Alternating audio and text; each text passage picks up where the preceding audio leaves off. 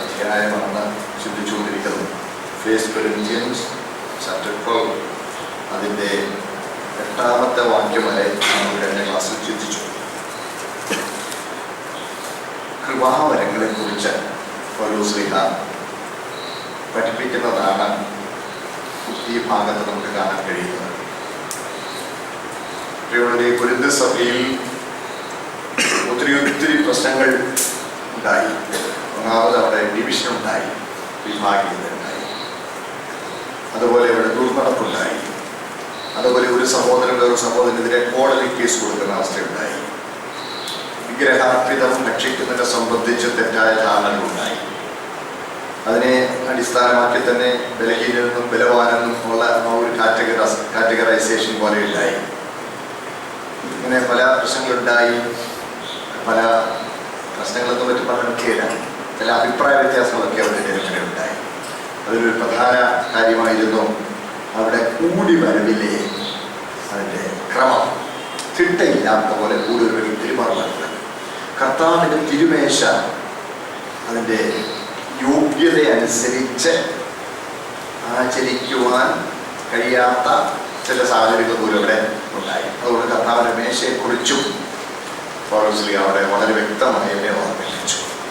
അതുപോലെ തന്നെ കൃപാവരങ്ങളെക്കുറിച്ച് അതും അവർ എഴുതി ചോദിച്ചതായിരിക്കും. കൃപാവരങ്ങളെക്കുറിച്ചും തെറ്റായ പല ധാരണകൾ അവരുടെ അതിലുണ്ടായി. അതിൻ്റെ വിശദീകരണത്തിലാണ് നമ്മൾ എത്തിയിരിക്കുന്നത്. നമ്മളിപ്പോൾ പരിശുദ്ധാത്മാവെന്ന് കേട്ടാറുണ്ട് നമ്മുടെ മനസ്സിൽ പെട്ടെന്ന് ഓടി വരുന്ന കൃപാവരങ്ങളുടെ കാര്യമാണ്. രോഗശാന്തിവരം, പ്രവചനവരം, വീര്യപ്രവൃത്തികൾ, അത്ഭുതങ്ങൾ, ഇങ്ങനെയൊക്കെയുള്ള കാര്യങ്ങളാണ് പെട്ടെന്ന് നമ്മുടെ മനസ്സിലോടി വരുന്നത്. കൊരിന്ത്യരുടെ ഇടയിലും അങ്ങനെയുള്ള അനുഭവങ്ങൾ ഇല്ലാതില്ല എന്ന് പറയാം. അങ്ങനെയുള്ള ചിന്ത അവരുടെയും ഇടയിലുണ്ടായി. കൃപാവരങ്ങളെക്കുറിച്ച് ഒത്തിരി ധാരണപേശുകളുണ്ട്. ഇങ്ങനെ കൃപാവരങ്ങളെക്കുറിച്ച് ധാരണപേശുകൾ ഉണ്ടായപ്പോൾ പൗലോസവരോട് അത് സംബന്ധമായുള്ള ദൈവിക വെളിപ്പാടുകൾ വചനത്തിൻ്റെ അല്ലെങ്കിൽ പരിശുദ്ധാത്മാവിൻ്റെ വെളിപ്പാടുകൾ പറഞ്ഞു കൊടുക്കുന്നതാണ് പ്രസ്തുത ഭാഗം. എല്ലാവരും പോലെ എൻ്റെ കൂടെ വന്നു ഞാൻ വിശ്വസിക്കട്ടെ.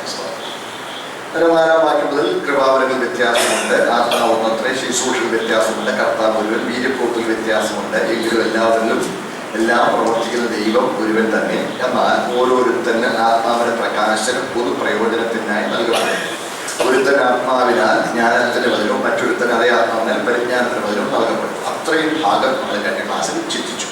തുടർന്നുള്ള ഭാഗം വേറൊരുത്തന് അതേ ആത്മാവിനാൽ വിശ്വാസം, മറ്റൊരുവന് അതേ ആത്മാവിനാൽ രോഗശാന്തികളുടെ വരം, മറ്റൊരുവന് വീര്യപ്രവൃത്തികൾ, മറ്റൊരുവന് പ്രവചനം, മറ്റൊരുവന് ആത്മാക്കളുടെ വിവേചനം, വേറൊരുവന് പലവിധ ഭാഷകൾ, മറ്റൊരുവന് ഭാഷകളുടെ വ്യാഖ്യാനം.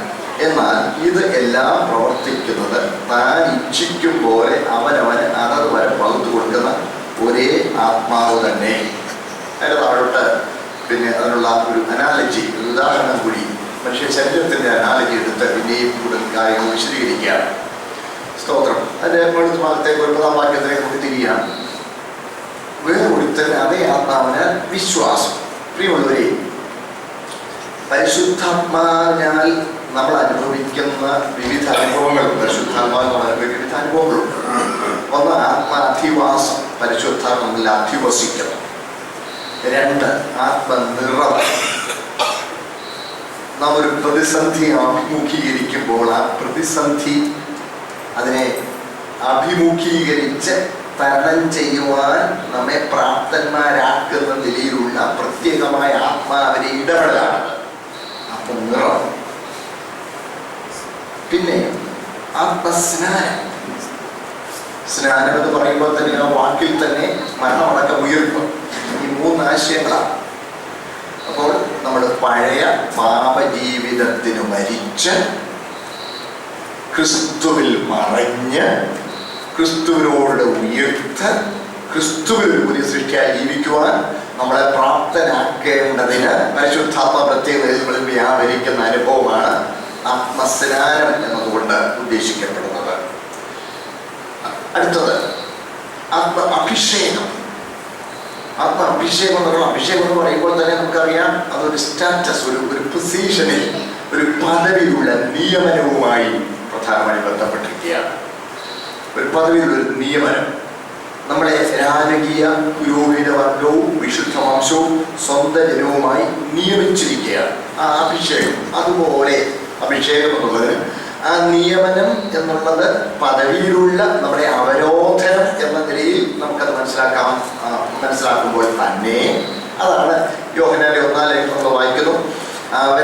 അവനാലുള്ള അഭിഷേകം നിങ്ങളിൽ ഇരിക്കുന്നു എന്ന് പറയുന്നത്. അപ്പോൾ അതാണ് ആ നിയമനമാണ് ഉദ്ദേശിക്കപ്പെടുന്നത്.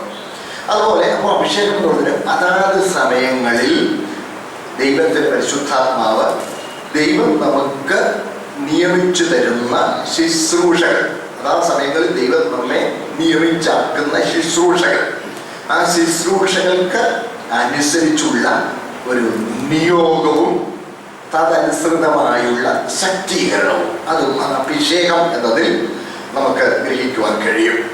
പിന്നെ ആത്മാവ്, ആത്മമുദ്ര, അത് തിരുവെഴുത്തുണ്ട്. പിന്നെ ആത്മാവെന്ന അച്ചാരം, വീണ്ടെടുപ്പ് നാളിനായി ആത്മാവ് അച്ചാരം നൽകിയിരിക്കുന്നു. അടുത്തത് ആത്മഫലം, അടുത്തത് ആത്മവരങ്ങൾ. ഇത് ഒടുവിലത്തെ രണ്ടും നമ്മൾ അങ്ങോട്ടും ഇങ്ങോട്ടും ചിലപ്പോൾ ഒന്നിനേക്കാൾ പ്രധാനം ഏതാണെന്നുള്ളതിനെ കുറിച്ച് ചിന്തിക്കുമ്പോൾ നമ്മൾ ഈ ആത്മവരത്തിനാണ് കൂടുതൽ പ്രാധാന്യം കൊടുക്കാൻ സാധ്യത. എന്നാൽ ദൈവവചനത്തിൻ്റെ ഉപദേശം അനുസരിച്ച് നമ്മൾ ചിന്തിക്കുമ്പോൾ ആത്മവരത്തിനല്ല, ആത്മഫലത്തിനാണ് കൂടുതൽ പ്രാധാന്യം പരിശുദ്ധാത്മാവ് നൽകുന്നതെന്ന് നമുക്ക് മനസ്സിലാക്കാൻ കഴിയും. ആത്മവരമല്ല, ആത്മാവിൻ്റെ ഫലമാണ് കൂടുതൽ പ്രധാനം. വരങ്ങൾ ഫലമുളവാക്കാനുള്ള ഉപാധിയാണ്. വരം ഫലമുളവാക്കാനുള്ള ഉപാധിയാണ്. അതുകൊണ്ട് പരിശുദ്ധാത്മാവ് നമ്മിൽ ചെയ്യുന്നതാണ് ഫലം. നമ്മിൽ ചെയ്യുന്നതാണ് നമ്മളിലൂടെ ചെയ്യുന്നതിനേക്കാൾ പ്രധാനം. നമ്മെ ക്രിസ്തു എന്ന ആത്മമണവാളനു വേണ്ടി ഒരുക്കിക്കൊണ്ടിരിക്കുന്നു. ക്രിസ്തുവിൻ്റെ ദിവ്യ സ്വഭാവത്തോട് ഏകീഭവിക്കുവാൻ നമ്മിൽ പരിവർത്തിച്ച് വ്യാപരിച്ച് നമ്മെ രൂപാന്തരപ്പെടുത്തിക്കൊണ്ടിരിക്കുന്ന പരിശുദ്ധാത്മ പ്രവർത്തനം. അതാണ് ആത്മാവ് നമ്മളിൽ ആത്മഫലം ഉളവാക്കുന്നുള്ളത്. 9 അനുഭവങ്ങളുടെ ലിസ്റ്റ് ഗലാത്യലേഖനം 5-ാമത്തെ നമ്മൾ കാണുന്നുണ്ടെങ്കിൽ ആ 9ഉം കൂടെ ചേർത്ത് ഫലം എന്ന ഏകവചനമാണ് ഉപയോഗിച്ചിരിക്കുന്നത് നമുക്ക് മനസ്സിലാക്കാം. അപ്പോൾ ആത്മഫലം അത് കൂടുതൽ പ്രധാനമായിരിക്കുമ്പോൾ തന്നെ ആത്മവരമുണ്ട്. വരം എന്തിനാ? വരം പൊതുപ്രയോജനത്തിനാണ്. അപ്പോൾ ഫലം ഓരോരോ വ്യക്തിയിലാണ്. ഓരോരോ വ്യക്തിയെ ക്രിസ്തുവിന് വേണ്ടി ഒരുക്കുന്നതിനാണ് ഫലം. ക്രിസ്തുവിന് ഒരുക്കുന്നതാണ് ഫലം. എന്നാൽ വരം പൊതുപ്രയോജനത്തിന്, സഭ മുഴുവനായി ക്രിസ്തുവിന്റെ ശരീരം, ക്രിസ്തുവിന് വേണ്ടി വിവാഹ നിശ്ചയം ചെയ്യപ്പെട്ട മണവാട്ടി എന്ന നിലയിൽ സഭയായി കർത്താവിന് വേണ്ടി ഒരുക്കപ്പെടുന്നതിനുള്ള ആത്മാവ് പ്രവർത്തിക്കുന്ന ഉപാധിയാണ് വരങ്ങളുണ്ട്. ഈ ഭാഗത്ത് 9 വരങ്ങളുടെ ലിസ്റ്റ് നമുക്ക് കാണാം. പുതിയ എല്ലാം കൂടി എടുത്താൽ 20 വരങ്ങളുടെ ലിസ്റ്റ് നമുക്ക് മൊത്തത്തിൽ കണക്കുകൂട്ടാൻ കഴിയും.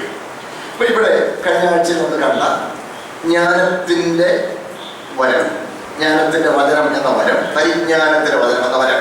അത് കഴിഞ്ഞ് അടുത്തത് ആത്മാവിനാൽ വിശ്വാസം. അതെങ്ങനെ വിശ്വാസം ഒരു വരമായിട്ടിവിടെ കാണുന്നു. നമ്മളൊക്കെ രക്ഷിക്കപ്പെടുന്നത് വിശ്വാസത്താലല്ലേ? നമ്മളെല്ലാം രക്ഷിക്കപ്പെടുന്നത് വിശ്വാസത്താൽ രക്ഷിക്കപ്പെടുമ്പോൾ തന്നെ പിന്നെ വിശ്വാസം ഇവിടെ ഒരു വരമായിട്ട് കാണും. ഇതിലെ വേറൊരുത്തൻ അതെ ആത്മനം. അപ്പം എല്ലാവർക്കും ഉള്ളതല്ലത് എന്ന് നമുക്ക് മനസ്സിലാക്കാം. എന്നാൽ എല്ലാവർക്കും ഉണ്ടായിരിക്കേണ്ടത് രക്ഷയ്ക്ക് നിദാനമായ വിശ്വാസമാണ്. രക്ഷയ്ക്ക് നിദാനമായ വിശ്വാസം എല്ലാവർക്കും പൊതുവായി അനുഭവമാകുന്ന കാര്യമാണ്. എന്നാൽ ഇവിടെ അത് വരം എന്ന് കാണുന്നു. എന്താണ് അതിന്റെ വ്യത്യാസം? നിങ്ങൾ എന്നെ ശ്രദ്ധിച്ചിരിക്കണം. നമ്മൾ വിശ്വാസം എന്ന വാക്ക് തന്നെ വിശുദ്ധ തിരുവെഴുത്തിൽ വ്യത്യസ്തങ്ങളായ അർത്ഥത്തിൽ, വിഭിന്നങ്ങളല്ല, വ്യത്യസ്തങ്ങളായ, വിഭിന്നങ്ങൾ എന്ന് പറയുമ്പോൾ ഒന്നും അങ്ങോട്ട് ചേരാത്തായി പോകും. വിഭിന്നങ്ങൾ, ഡൈവേഴ്സ് എന്നുള്ളതല്ല, ഡിഫറൻ്റ് ആണ്. വിഭിന്നങ്ങളല്ല, വ്യത്യസ്തങ്ങളായ. അപ്പം ഞാൻ പറഞ്ഞതിൻ്റെ വ്യത്യാസം മനസ്സിലാക്കാൻ വിശ്വസിക്കുന്നു. വിഭിന്നങ്ങൾ എന്ന് പറയുമ്പോൾ ഒന്നും ഒന്നിനോട് ചേരാത്തായി പോകും. എന്നാൽ വ്യത്യസ്തങ്ങൾ എന്ന് പറയുമ്പോൾ ആശയത്തിൽ ശകലം ഡിഫറൻസ് ഉണ്ടെങ്കിലും പരസ്പരം എന്തൊക്കെ ഉള്ളതാണ്, ബന്ധമുള്ളതാണ്, വ്യത്യസ്തമാണ്. അങ്ങനെ വ്യത്യസ്തങ്ങളായ അർത്ഥത്തിൽ ഉപയോഗിച്ചിരിക്കുന്ന കാണാൻ കഴിയും. ഒന്നാമത് വിശ്വാസം എന്നുള്ളത് ആദ്യ വിശ്വാസം എന്ന് നമ്മൾ തിരുവഴുത്തിൽ വായിക്കണം. ആദ്യ വിശ്വാസം അവസാനത്തോളം മുറുകെ പിടിച്ചുകൊണ്ടാൽ നാം ക്രിസ്തുയേശുവിൽ പങ്കാളികളായിരിക്കുമല്ലോ. അവിടെ പറയുന്ന ആദ്യ വിശ്വാസം എന്ന് പറയുന്നത് അത് തന്നെ ആശയം യൂദായുടെ ലേഖനത്തിലും കാണാൻ കഴിയും. വിശുദ്ധന്മാർക്ക് ഒരിക്കലായിട്ട് വരവേൽപ്പിച്ച വിശ്വാസം. അത് 20-ാം വാക്യത്തിൽ അതിവിശുദ്ധ വിശ്വാസം എന്ന് പറഞ്ഞിട്ടുണ്ട്. ആ 2 വാക്യം നമ്മൾ ചേർക്കപ്പെടാം. നമ്മൾ ഒരിക്കലായിട്ട് വരവേൽപ്പിച്ച അതിവിശുദ്ധ വിശ്വാസം. എബ്രായർ ലേഖനം 3-ാം അധ്യായത്തിൽ 14-ാം വാക്യം ഞാൻ ആദ്യം ഉദ്ധരിച്ചത്. ആദ്യ വിശ്വാസം അവസാനത്തോളം മുറുകെ പിടിച്ചുകൊണ്ടാൽ നാം ക്രിസ്തുവിൽ പങ്കാളികളായി തീർന്നിരിക്കുന്നുവല്ലോ. അപ്പോൾ ആദ്യ വിശ്വാസം എന്ന് ഇവിടെ പറഞ്ഞിരിക്കുന്നതും യൂദായുടെ ലേഖനത്തിൽ ഒരിക്കലായിട്ട് വരവേൽപ്പിച്ച വിശ്വാസം എന്ന് പറഞ്ഞിരിക്കുന്നതും അതിന് തന്നെ 20-ാം വാക്യത്തിൽ അതിവിശുദ്ധ വിശ്വാസം എന്ന് പറഞ്ഞിരിക്കുന്നതും ഇതെല്ലാം വിശ്വാസ പ്രമാണമാണ്. വിശ്വാസ പ്രമാണം, ദൈവ വചനം ആണ് വിശ്വാസ പ്രമാണമാണത്. രണ്ടാമത് വിശ്വാസം എന്ന് പറഞ്ഞിരിക്കുന്നത് ദൈവത്തോട് നമ്മളുടെ വ്യക്തിപരമായ ബന്ധമാണ്. അതാണ് ഏറ്റവും പ്രധാനപ്പെട്ട ആശയം. ഞാനിവിടെ ചില നാളുകൾക്ക് മുമ്പുള്ള ഒരു ക്ലാസ്സിൽ അല്പം വിശദമായി തന്നെ ആ കാര്യങ്ങളോട് എടുത്തത് ഞാൻ ഓർക്കുന്നു. ഇല്ല, അതിനുള്ളതുകൊണ്ട് ചില വാക്കുകളിൽ മാത്രം എന്താണെന്ന് പറഞ്ഞ് വെച്ചാൽ തുടരാം. എൻ്റെ പ്രിയ സഹോദരങ്ങൾ, നമ്മളെല്ലാവരും അത് വളരെ വ്യക്തമായിട്ട് ആ ആശയം നമ്മൾ ഉൾക്കൊള്ളണം. വിശ്വാസം എന്ന് പറയുന്നത് ഇന്ന് വന്ന് മനസ്സിൻ്റെ മണ്ഡലത്തിൽ ഇല്ലാത്തതിനെ ഉള്ളതുപോലെ വിഭാവനം ചെയ്ത് ഉള്ളതുപോലെ അതിനെ ചിന്തയിൽ മൂർത്തീകരിച്ച് അതിനെക്കുറിച്ച് വാചാലമായി സംസാരിച്ച് ഇല്ലാത്തതുള്ളതുപോലെ ഭാവനയിൽ കണ്ട് അതിനെ അങ്ങനെ പറയുന്നതിനാണ് ഇന്ന് പൊതുവെ എന്താ പറയുന്നത്, വിശ്വാസം. വിശ്വസിക്കാൻ എന്നൊക്കെ പറയുന്നത് അതല്ലേ സാധനം ഇപ്പോഴും പറഞ്ഞു, ഇതൊക്കെ ഒരു വിശ്വാസമല്ലേ, ഇതൊക്കെ ഒരു വിശ്വാസം എന്ന് പറയും. ഇതൊക്കെ ഒരു അടിസ്ഥാനമായിട്ട് പറഞ്ഞത് ഇതൊക്കെ സങ്കല്പമല്ലേ, നാശമല്ലേ അവിടെ വരുന്നത്. ഇതൊക്കെ ഒരു സങ്കല്പമല്ലേ, ഈ അങ്ങനല്ല. വിശ്വാസം എന്നൊക്കെ പറയുന്നത് ഗലാത്യർ 5-ാം വാക്യത്തിൽ വായിക്കുമ്പോൾ ക്രിസ്തുയേശുവിൽ പരിച്ഛേദനയല്ല, അഗ്രഗർഭവുമല്ല, സ്നേഹത്താൽ വ്യാപരിക്കുന്ന വിശ്വാസം. അത്രയാണ്. അപ്പോൾ വിശ്വാസം എന്ന് പറയുന്നത് സ്നേഹത്തിന്റെ ഒരു ഉപോൽപ്പന്നമാണ്. സ്നേഹത്തിന്റെ ഫലമായി ഉണ്ടാകുന്ന ബന്ധത്തിന്റെ ഊഷ്മള ഭാവവും ആശ്രയബോധവും ആ ബന്ധത്തിന്റെ ഉറപ്പുമാണ് വിശ്വാസം എന്ന് പറയുന്നത്. നമ്മൾ വസ്തുതകളെ വിശ്വസിക്കുക എന്നാണ് മുമ്പേ പറഞ്ഞ ആശയം. ഏതാ സങ്കല്പം? വസ്തുതകളെ വിശ്വസിക്കുക. വസ്തുതകളെ വിശ്വസിക്കുന്നതല്ല വേദോത്സവം പറയുന്ന വിശ്വാസം.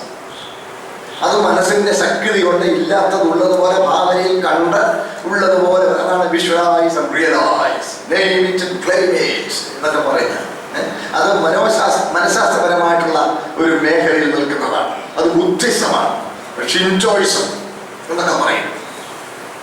അതല്ല ബൈബിൾ പറയുന്ന വിശ്വാസം. ബൈബിൾ പറയുന്ന വിശ്വാസം വസ്തുതയിലല്ല, വ്യക്തിയിലാണ്.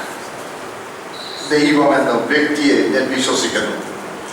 അവൻ എന്നെ സ്നേഹിച്ച്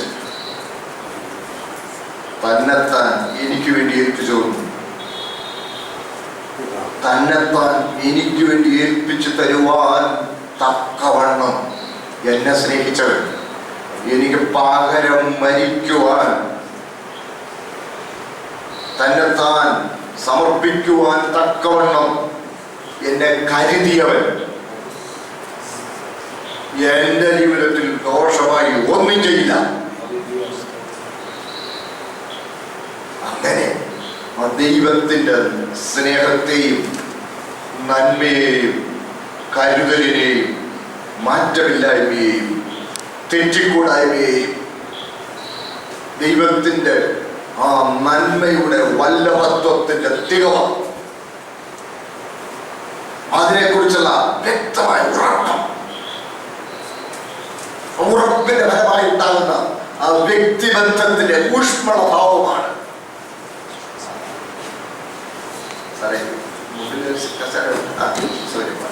ആ ഊഷ്മള ഭാവമാണ് വിശ്വാസം. അതാ കർത്താവ് പറഞ്ഞത്, നിങ്ങൾ എന്നെ വിശ്വസിക്കുന്ന പറഞ്ഞത്. നിങ്ങളുടെ ഹൃദയം കലങ്ങി പോകരുത്, ദൈവത്തെ വിശ്വസിപ്പീൻ.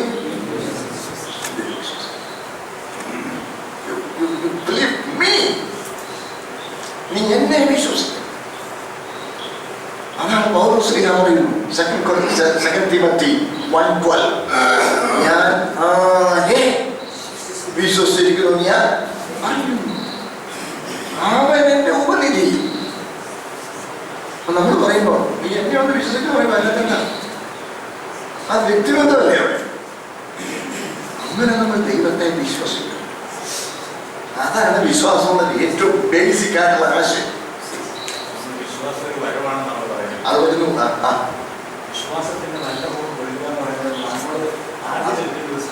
പറയാം സാർ, ഇതെല്ലാം ബന്ധപ്പെട്ട കാര്യം. സാർ ചോദിച്ചിട്ട് നല്ല പ്രസക്തമായിരുന്നു. ഞാൻ പറയാം, പറഞ്ഞു വരുമ്പോൾ അത് വളരെ വ്യക്തമാവും. അല്ലെങ്കിൽ ഇവരൊന്നോട് പറയാൻ ചോദിക്കാം. വിശ്വാസത്തിന്റെ നല്ല പ്രവൃത്തികളെന്നൊക്കെ പറയുമ്പോൾ പ്രധാനമായിട്ടും അത് വിശ്വാസ പ്രമാണവുമായി ബന്ധപ്പെട്ടാണ്. നമ്മൾ ഓൾറെഡി പറഞ്ഞല്ലോ, ഒരിക്കലായി ഫലമെത്തിച്ച അതിവിശുദ്ധ വിശ്വാസത്തിന് വേണ്ടി പോരാ.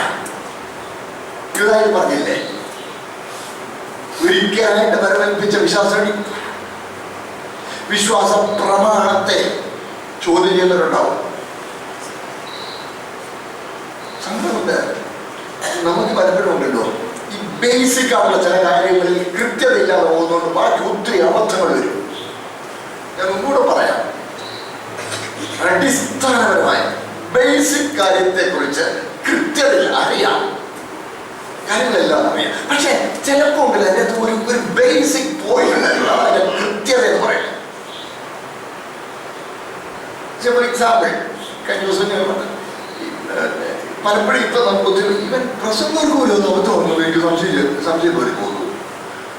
അറിയപ്പെടുന്ന ചില നല്ല അബദ്ധം പറയുന്നത് കേട്ടു സങ്കടം തോന്നിയിട്ടുണ്ട്. പാപം എന്ന ആശയം തന്നെ എടുക്കുക. പാപം എന്ന ആശയം അടിസ്ഥാനപരമായിട്ട് അവസ്ഥയാണ്. പാപം അവസ്ഥയാണ്, പ്രവൃത്തി ഒതുങ്ങില്ല, അവസ്ഥയാണ്. അത് അവസ്ഥയാണെങ്കിൽ ദൈവത്തോടുള്ള അവസ്ഥ, ദൈവത്തിന് പ്രസാദമില്ലാത്തതായി ഇരിക്കുന്ന അവസ്ഥ, സ്വാഭാവികമായി ദൈവത്തോട് മത്സരിക്കാനുള്ള പ്രവണത, അത് ആ അവസ്ഥയാണ് പാപം എന്നുള്ളത് കൊണ്ടും അതങ്ങോട്ടും ഒതുക്കിയിട്ട് പ്രവൃത്തിയെ എപ്പോഴും നമ്മൾ പറയുമ്പോൾ പാപമാവുന്ന ഒരു പ്രവൃത്തിയാണ് മനസ്സിലാക്കുന്നത്. അതിനോട് തന്നെ കഴിയുമ്പോഴത്തേക്കും സർവ്വത്തിന്റെ കുഴപ്പം വരും. ഒത്തിരി കുഴപ്പത്തിലേക്ക് തന്നെയാണ്. അപ്പോൾ പ്രവൃത്തി ഒതുങ്ങുന്നതാണ് പാപമെങ്കിൽ പ്രവൃത്തിയാൽ പരിഹാരം ഉണ്ടാക്കാം. ശരിയല്ലേ? 10 വർഷം കൊണ്ട് 15 ഒരു കുഞ്ഞ് 12 വർഷം അവർ നല്ല തിരിച്ചറിയാൻ പ്രായമായി, ടീനേജറിലോട്ട് നല്ല മിടുക്കനായ നല്ല ഐക്യമുള്ള ഒരു കുഞ്ഞ് ഒരു 10 വയസ്സൊക്കെ ആകുമ്പോൾ തന്നെ അവൻ പാവിയാണെന്നുള്ള തിരിച്ചറിവുണ്ടാവും. അതുപോലെ അവനവിടെ കൊച്ച് അവൻ്റെ ആ ബാലിശതയും അവൻ്റെ പ്രായത്തിനൊത്ത് അവൻ ഒത്തിരി പുസ്തകമൊക്കെ ചെയ്തിട്ടുണ്ടാകും. അതുവരെ അവൻ ചെയ്ത ആ പ്രവൃത്തികളിൽ ഒതുങ്ങുന്നതാണ് പാപമെങ്കിൽ ശേഷിക്കുന്ന 50 കൊല്ലം അവൻ സന്യാസിയായി സൽപ്രവർത്തികളിൽ ഏർപ്പെട്ട അങ്ങ് ജീവിച്ച ഈ 10 കൊല്ലം കൊണ്ട് ചെയ്യുന്നതിന് പരിഹാരമാവില്ലേ? ആകുകയില്ല. എന്തുകൊണ്ടാണെന്നറിയാമോ? അവസ്ഥയായി. ഇത് അവസ്ഥയാണ്. അതുകൊണ്ട് പരിഹാരമാകാത്ത പ്രവൃത്തി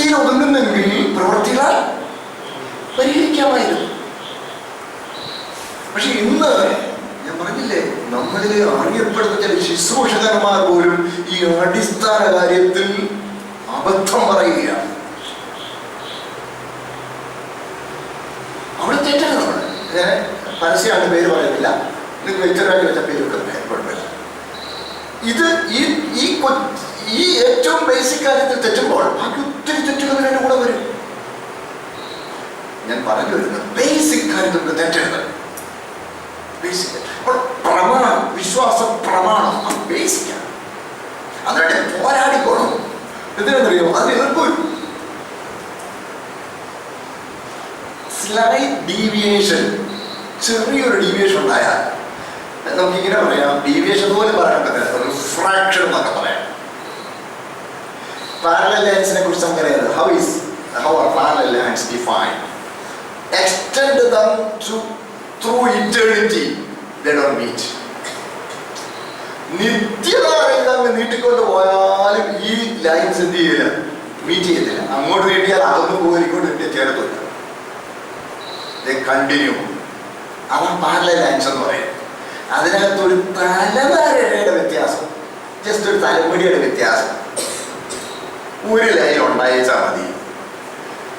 1,00,000 കിലോമീറ്റർ ദൂരത്തിൽ പോകുമ്പോൾ തുടങ്ങിയത് എപ്പോഴേ എഴുതൂ, തലനാരുടെ എഴുതുള്ളൂ. പക്ഷെ 1,00,000 കിലോമീറ്റർ മുട്ടി. ഇതുപോലാണ് വിശ്വാസ പ്രമാണം. അതുകൊണ്ടാണ് നമ്മൾ പോരാടണമെന്ന് പറയുന്നത്. പോരാടെന്ന് പറയുമ്പോൾ അഴക്കുണ്ടാകണമെന്നല്ല പറയുന്നതല്ല, സ്ട്രോങ് ആയിട്ട് പറഞ്ഞാൽ ഒരു കുഴപ്പമില്ല. എനിക്ക് വലിയ മുഖവരി ചൊല്ലിയാട്ടൊന്നുമില്ല. ഞാനിച്ചൊരു rough and tough type of person. ഞാനിച്ചൊരു മുറുകി ഉറച്ചൊക്കെ പറയുന്നത്. കാര്യം എനിക്ക് ആരോടും പിടക്കുണ്ടായിട്ടൊന്നുമില്ല. വലിയ മാന്യത കളിച്ചു പോയി. ഇപ്പം നമ്മുടെ ഇടയിൽ ഈ വിദ്യാഭ്യാസമുള്ള ആളുകളൊന്നും തീർത്തും മുറിച്ചു ഒന്നും പറയത്തില്ലെന്നൊരാശയമാണ്. കാരണം കൂടുതൽ പഠിക്കുന്നതോറും എൻ്റെ അറിവില്ലായ്മ വെളിപ്പെടും. സത്യമാണ്. അതുകൊണ്ട് കുറെ കൂടെ പറയാം എന്നാ ഞാൻ വിചാരിക്കുന്നത് എന്ന് പറയുന്നതാണ് ജ്ഞാനിയുടെ ലക്ഷണമെന്ന സത്യവും ഒരർത്ഥത്തിൽ. പക്ഷേ ഞാനീ പറയുന്നൊന്നും എൻ്റെ ജ്ഞാനമല്ലല്ലോ, പലരല്ലോ പറയുന്നത്. അതുകൊണ്ട് എനിക്ക് ഒരു ദാക്ഷിണ്യം ആ കാര്യത്തിലില്ല. അർത്ഥം പറഞ്ഞാൽ എന്ന് പറഞ്ഞാൽ ഇല്ല എന്ന് പറഞ്ഞാൽ ഇല്ല. നമ്മൾ അങ്ങനെയായിരിക്കണം. അതാണ് വിശ്വാസത്തോടെ അത്ര എന്ന് പറഞ്ഞുപോയി. കൂടെ പറഞ്ഞേ കൂടെ അതുകൊണ്ട് വിശ്വാസം എന്ന് പറയുന്ന ബന്ധമാണ് അടുത്തത്. ഏറ്റവും ഈ വിശ്വാസ പ്രമാണത്തിന്റെ അടിസ്ഥാനത്തിലാണ് ആ ബന്ധം നമുക്ക് ഉള്ള കാര്യം. ദൈവം തന്റെ പ്രമാണങ്ങളോട് വിശ്വസ്തനാണ്. ദൈവം തന്റെ പ്രമാണം വിട്ടൊരു കാര്യം പോകില്ല. എപ്പോൾ നമ്മളെപ്പോഴും പറയുന്നില്ലേ ദൈവം വിശ്വസ്തനാണ്, ദൈവം വിശ്വസ്തനാണ്, ഇല്ലേ? ദൈവം വിശ്വസ്തനാണെന്ന് പറയാൻ കാര്യമില്ല. ആരോടാണ് ദൈവം വിശ്വസ്തൻ? ദൈവം തന്നോട് തന്നെ വിശ്വസ്തൻ. അല്ലാതെ ദൈവം എന്നോട് വിശ്വസ്തനായിരിക്കാൻ ദൈവം എന്നോട് വല്ലതും കടപ്പെട്ടിട്ടുണ്ടോ? ഞങ്ങൾ രണ്ടുപേരും കൂടെ ഏതെങ്കിലും ഒരു ഡിസ്കഷൻ വെച്ച് ഒരു മ്യൂച്വൽ അഗ്രിമെന്റ് വന്നിട്ടുണ്ടോ? ഇല്ല. കർത്താവ് താൻ തന്നെ ഇങ്ങോട്ട് എന്ന് പറയും. കർത്താവ് ഇങ്ങോട്ട് ഓഫർ ചെയ്യരുത്. കർത്താവ് ഇങ്ങോട്ട് ഓഫർ ചെയ്ത് അവിടുന്ന് ഓഫർ ചെയ്തത് അതുപോലെ അത് പാലിക്കും. അപ്പോൾ ദൈവം വിശ്വസ്തനാണെന്ന് പറയുമ്പോൾ ദൈവം തന്നോട് തന്നെ വിശ്വസ്തനാണ്. തന്നോട് തന്നെ വിശ്വസ്തനാണെന്ന് പറയുമ്പോൾ തന്റെ പ്രമാണത്തോട് തന്നെ വിശ്വസ്തനാണ്. അതുകൊണ്ടാണ് നമ്മളിവിടെ വിട്ടുവീഴ്ച പോലും. അപ്പോൾ വിശ്വാസം അത് രണ്ടാമത്തെ വിശ്വാസത്തിന്റെ ആശയം ഞാൻ പറഞ്ഞു വരുന്നത് ബന്ധമാണ്. ഒരുവൻ രക്ഷിക്കപ്പെടുമ്പോൾ വാസ്തവത്തിൽ ആ ബന്ധത്തിലേക്ക് നമ്മൾ വരണം. ഈ ഒരുവൻ പാപത്തിൽ വീണുപോയ അവസ്ഥ നമുക്കറിയാം. ആദമും ഹവ്വയും പാപത്തിൽ വീണുപോയത് 3 ചുവടുകളെടുത്താണ്. അതറിയാമല്ലോ. ഉടനെ നമ്മുടെ വൃക്ഷത്തിന്റെ ഏതെങ്കിലും വൃക്ഷത്തിന് ഫലം ദൈവം വാസ്തവമായി കൽപ്പിച്ചിട്ടുണ്ടോ? ചെറിയ പകരന്മാർ ചോദിക്കുന്നത്. പിന്നെ നടക്കുന്നത് നിന്റെ തൊടുപോലും ചെയ്തപ്പോൾ പറഞ്ഞിട്ടില്ല. അവളെ കൂട്ടിച്ചത് അത് കഴിച്ച് തലച്ചെറി മടിച്ചാണ്. നിങ്ങൾ മരിക്കയില്ല ഇത് തിന്നുന്ന നാളിൽ നിങ്ങൾ നന്മതിന്മകളെ അറിയുന്നവരെ ദൈവത്തെ പോലെയാകുമെന്ന് ദൈവത്തിനറിയാം. കണ്ണിനോട്ടോടായിരിക്കല്ലേ പറയുന്നത്. ദൈവത്തിനെ ഇത് നിന്നാൽ നിങ്ങൾ ദൈവത്തെ പറയാൻ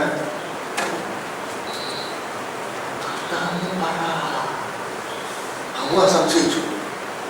അതാ കാര്യം. ഞാൻ പലപ്പോഴും ഓർത്തുകൊണ്ടിട്ട് ഈ ഒരെണ്ണം മാത്രം സ്വാഭാവികമായിട്ട് വീണ് പോകുന്ന കാര്യം അവൾക്ക് ഇല്ലാത്തതെന്ന് പറഞ്ഞാൽ ദൈവതുല്യതയില്ല, ബാക്കി എല്ലാം ഉണ്ട്. ആരോഗ്യമുണ്ട്, സൗന്ദര്യമുണ്ട്, ഓട്ടമുണ്ട്, എന്തോ ഇല്ലാത്ത ചിന്തിക്കാൻ കഴിയുന്ന മുഴുവനുണ്ട്. പിന്നെ ഇല്ലാതെ അവർക്ക് ചിന്തിക്കാൻ കഴിയുന്ന ഒരു കാര്യമുള്ളൂ, ദൈവതുല്യതയില്ല, ബാക്കി എല്ലാം ഉണ്ട്. പിന്നെ അവർക്ക് നിഷേധിക്കപ്പെട്ടത് ഒരു കാര്യം മാത്രം, ഈ പണം. ബാക്കി എല്ലാം അവർക്ക് ഫ്രീഡമാണ്. ഈ ഒരു റെസ്ട്രിക്ഷനേ ഉള്ളൂ. ഇത് രണ്ടും കോൺസ്റ്റന്റ് ഇഫക്റ്റ് ആക്കി. ദൈവതുല്യതയില്ല, ഇത് തിന്നാത്ത. ഇത് തിന്നാൽ ദൈവതുല്യത പ്രാപിക്കുന്നത് ദൈവത്തിനറിയാം, വെറുതെ അല്ല. ഒരിക്കലും പറഞ്ഞിരിക്കുന്നത് ഇതങ്ങോട്ട് കേട്ടപ്പോ തന്നെ അതാന്ന് പറ. എന്താണ് സംഭവിച്ചത്? ദൈവത്തിന്റെ സ്നേഹം സംശയിച്ചു. ദൈവത്തിന്റെ സ്നേഹം സംശയിച്ചു. അതാണ് ഫസ്റ്റ് സ്റ്റെപ്പ്. രണ്ടാമത്, സ്നേഹം സംശയിച്ചാൽ വാക്ക് വിശ്വസിക്കും. വാക്കുകളെ വിശ്വസിച്ചു. ഇതിന് പറഞ്ഞ് മറിക്കരുത്, മറിച്ചു തിന്നു, മറിച്ചോ തിന്നോ എഴുത്തപ്പലം. നമ്മളെ ദൈവത്തിന്റെ സ്നേഹം സംശയിച്ചു, വാക്കുകളെ വിശ്വസിച്ചു. മൂന്നാം പടി ദൈവകൽപ്പന ലംഘിച്ചു. ഈ 3 പടികളാണ് പാപത്തിലേക്ക് എടുത്തെങ്കിൽ. ആ 3 പടികളാണ് നമ്മൾ തിരിച്ചെടുക്കുന്നത്. വിശ്വാസം എന്ന വാക്കാണ് ഞാൻ പറഞ്ഞിരുന്നത്. ആ 3 പടികളാണ് ഞാൻ തിരിച്ചെടുക്കുന്നത്. രക്ഷിക്കപ്പെടുമ്പോൾ കാൽവരിയിൽ വെളിപ്പെടുത്തപ്പെട്ട ദൈവസ്നേഹം. യോഹന്നാന്റെ സുവിശേഷം 15-ാം അധ്യായത്തിൽ കർത്താവ് പറയുന്നില്ലേ, സ്നേഹിതന്മാർക്ക് വേണ്ടി ജീവനെ കൊടുക്കുന്നതിനേക്കാൾ വലിയൊരു സ്നേഹമില്ല. സ്തോത്രം. 15-13 സ്നേഹിതന്മാർക്ക് വേണ്ടി ജീവനെ കൊടുക്കുന്നതിന് അധികമുള്ള സ്നേഹമാർക്കില്ല. ഞാൻ വിശ്വസിക്കുകയാണ് ഈ കർത്താവ് പറഞ്ഞ വലിയ പ്രസ്താവനകളുടെ ഒക്കെ അർത്ഥം ഈ ഉൽപ്പത്തി ദിവസവുമായി ബന്ധപ്പെട്ട് വരുമ്പോൾ നമുക്ക് നല്ല മീനിങ്ഫുൾ ആയിട്ട് തോന്നും. ഞാനങ്ങ് വിചാരിക്കുക, കർത്താവ് ചിലപ്പോൾ ഇങ്ങനെ ചോദിക്കും, മനുഷ്യ, ഞാൻ നിന്നെ സ്നേഹിക്കുന്നെന്ന് നീ അംഗീകരിക്കണേ, ഞാൻ എന്നാ ചെയ്യണം? എൻ്റെ സ്നേഹം നിനക്ക് ബോധ്യപ്പെടുത്തണേ, ഞാൻ എന്നാ ചെയ്യണം? നീ പറ. നോക്കിണ്ടാകുന്നപ്പോ ആടെ എൻ്റെ ജീവൻ നിനക്ക് പകരം തന്നാൽ മതിയോ? അതിനേക്കാൾ കൂടുതൽ സ്നേഹത്തെ കുറിച്ച് നീ ചിന്തിക്കാറുണ്ടോ? അത് മതി. ദാറ്റ് ഈസ് എന്താ highest form of manifesting one's love. സ്നേഹം വെളിപ്പെടുത്തുന്ന ഏറ്റവും ഉന്നതമായ അവസ്ഥയാണ്.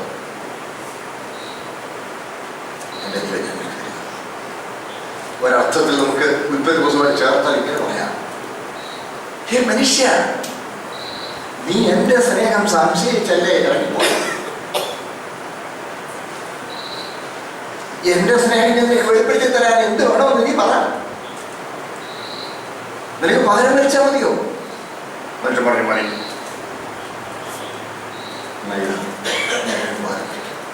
അതാണ് ഒന്നാമതൊരു വ്യക്തി മടങ്ങി വരുമ്പോൾ ചെയ്യുന്നത്.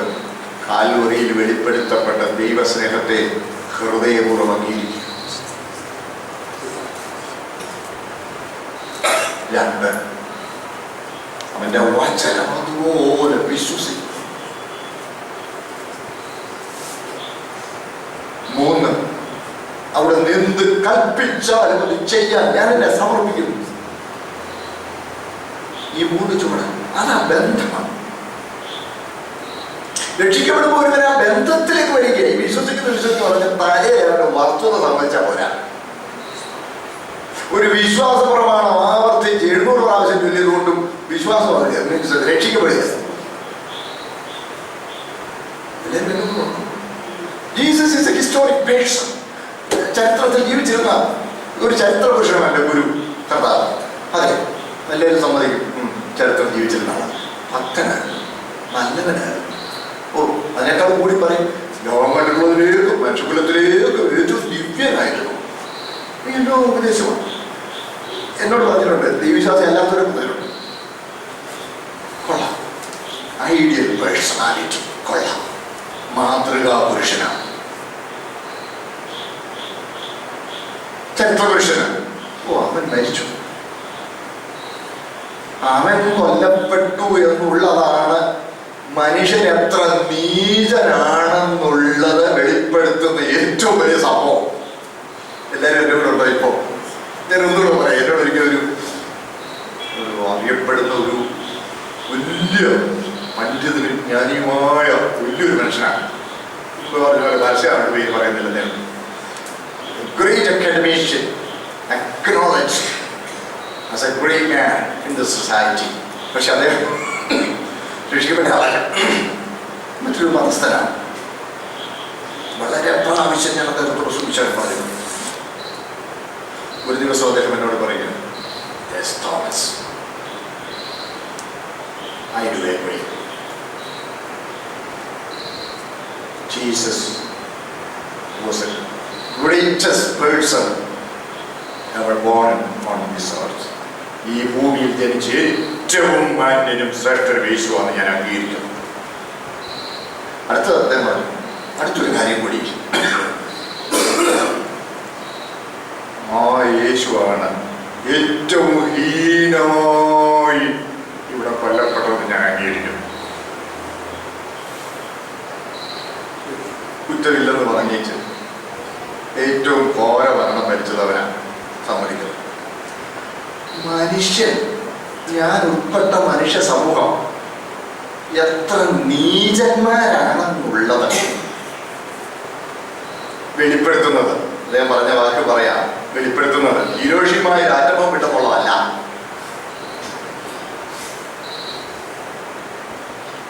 ഈദി അമീൻ മനുഷ്യനെ കൊന്ന് വേയിച്ച് തിന്നുമായിരുന്നു എന്നുള്ളതല്ല.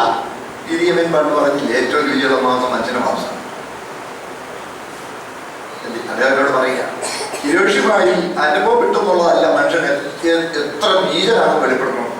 ഈദി അമീൻ മനുഷ്യനെ കൊന്ന് തിന്നിരുന്നു എന്നുള്ളതുമല്ല മനുഷ്യൻ എത്ര നീചനാണെന്ന് വെളിപ്പെടുത്തുന്നത്. പിന്നെയോ യേശു ക്രിസ്തുവിനെ ക്രൂരമായി കൊന്നു എന്നുള്ളതാണ് മനുഷ്യൻ എത്ര നീചനും പാപിയുമാണെന്ന് വെളിപ്പെടുത്തുന്ന സംഭവം. അടുത്ത് പറഞ്ഞത്, ഞാനും ആ മനുഷ്യകുലത്തിലെ ഒരംഗം എന്ന നിലയിൽ എനിക്കും അതിൻ്റെ ഉത്തരവാദിത്വത്തിൽ നിന്ന് ഒളിച്ചോടാൻ കഴിയുകയില്ല. എനിക്കും അതിലൊരു പങ്കുണ്ട്. എൻ്റെ കൂടെ ഉണ്ടോ എല്ലാവരും? സാർ അത് അങ്ങനെ പറഞ്ഞതുകൊണ്ട് രക്ഷിക്കപ്പെട്ടോ?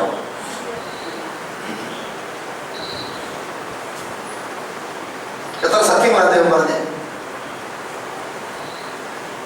ആ അംഗീകാരം കൊണ്ട് രക്ഷിക്കപ്പെട്ടോ?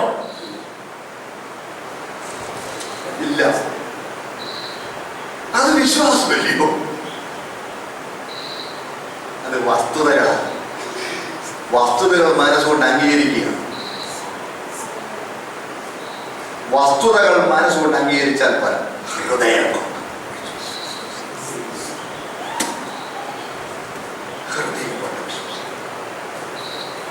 ഹൃദയം കൊണ്ടുള്ളത് ബന്ധമാണ്.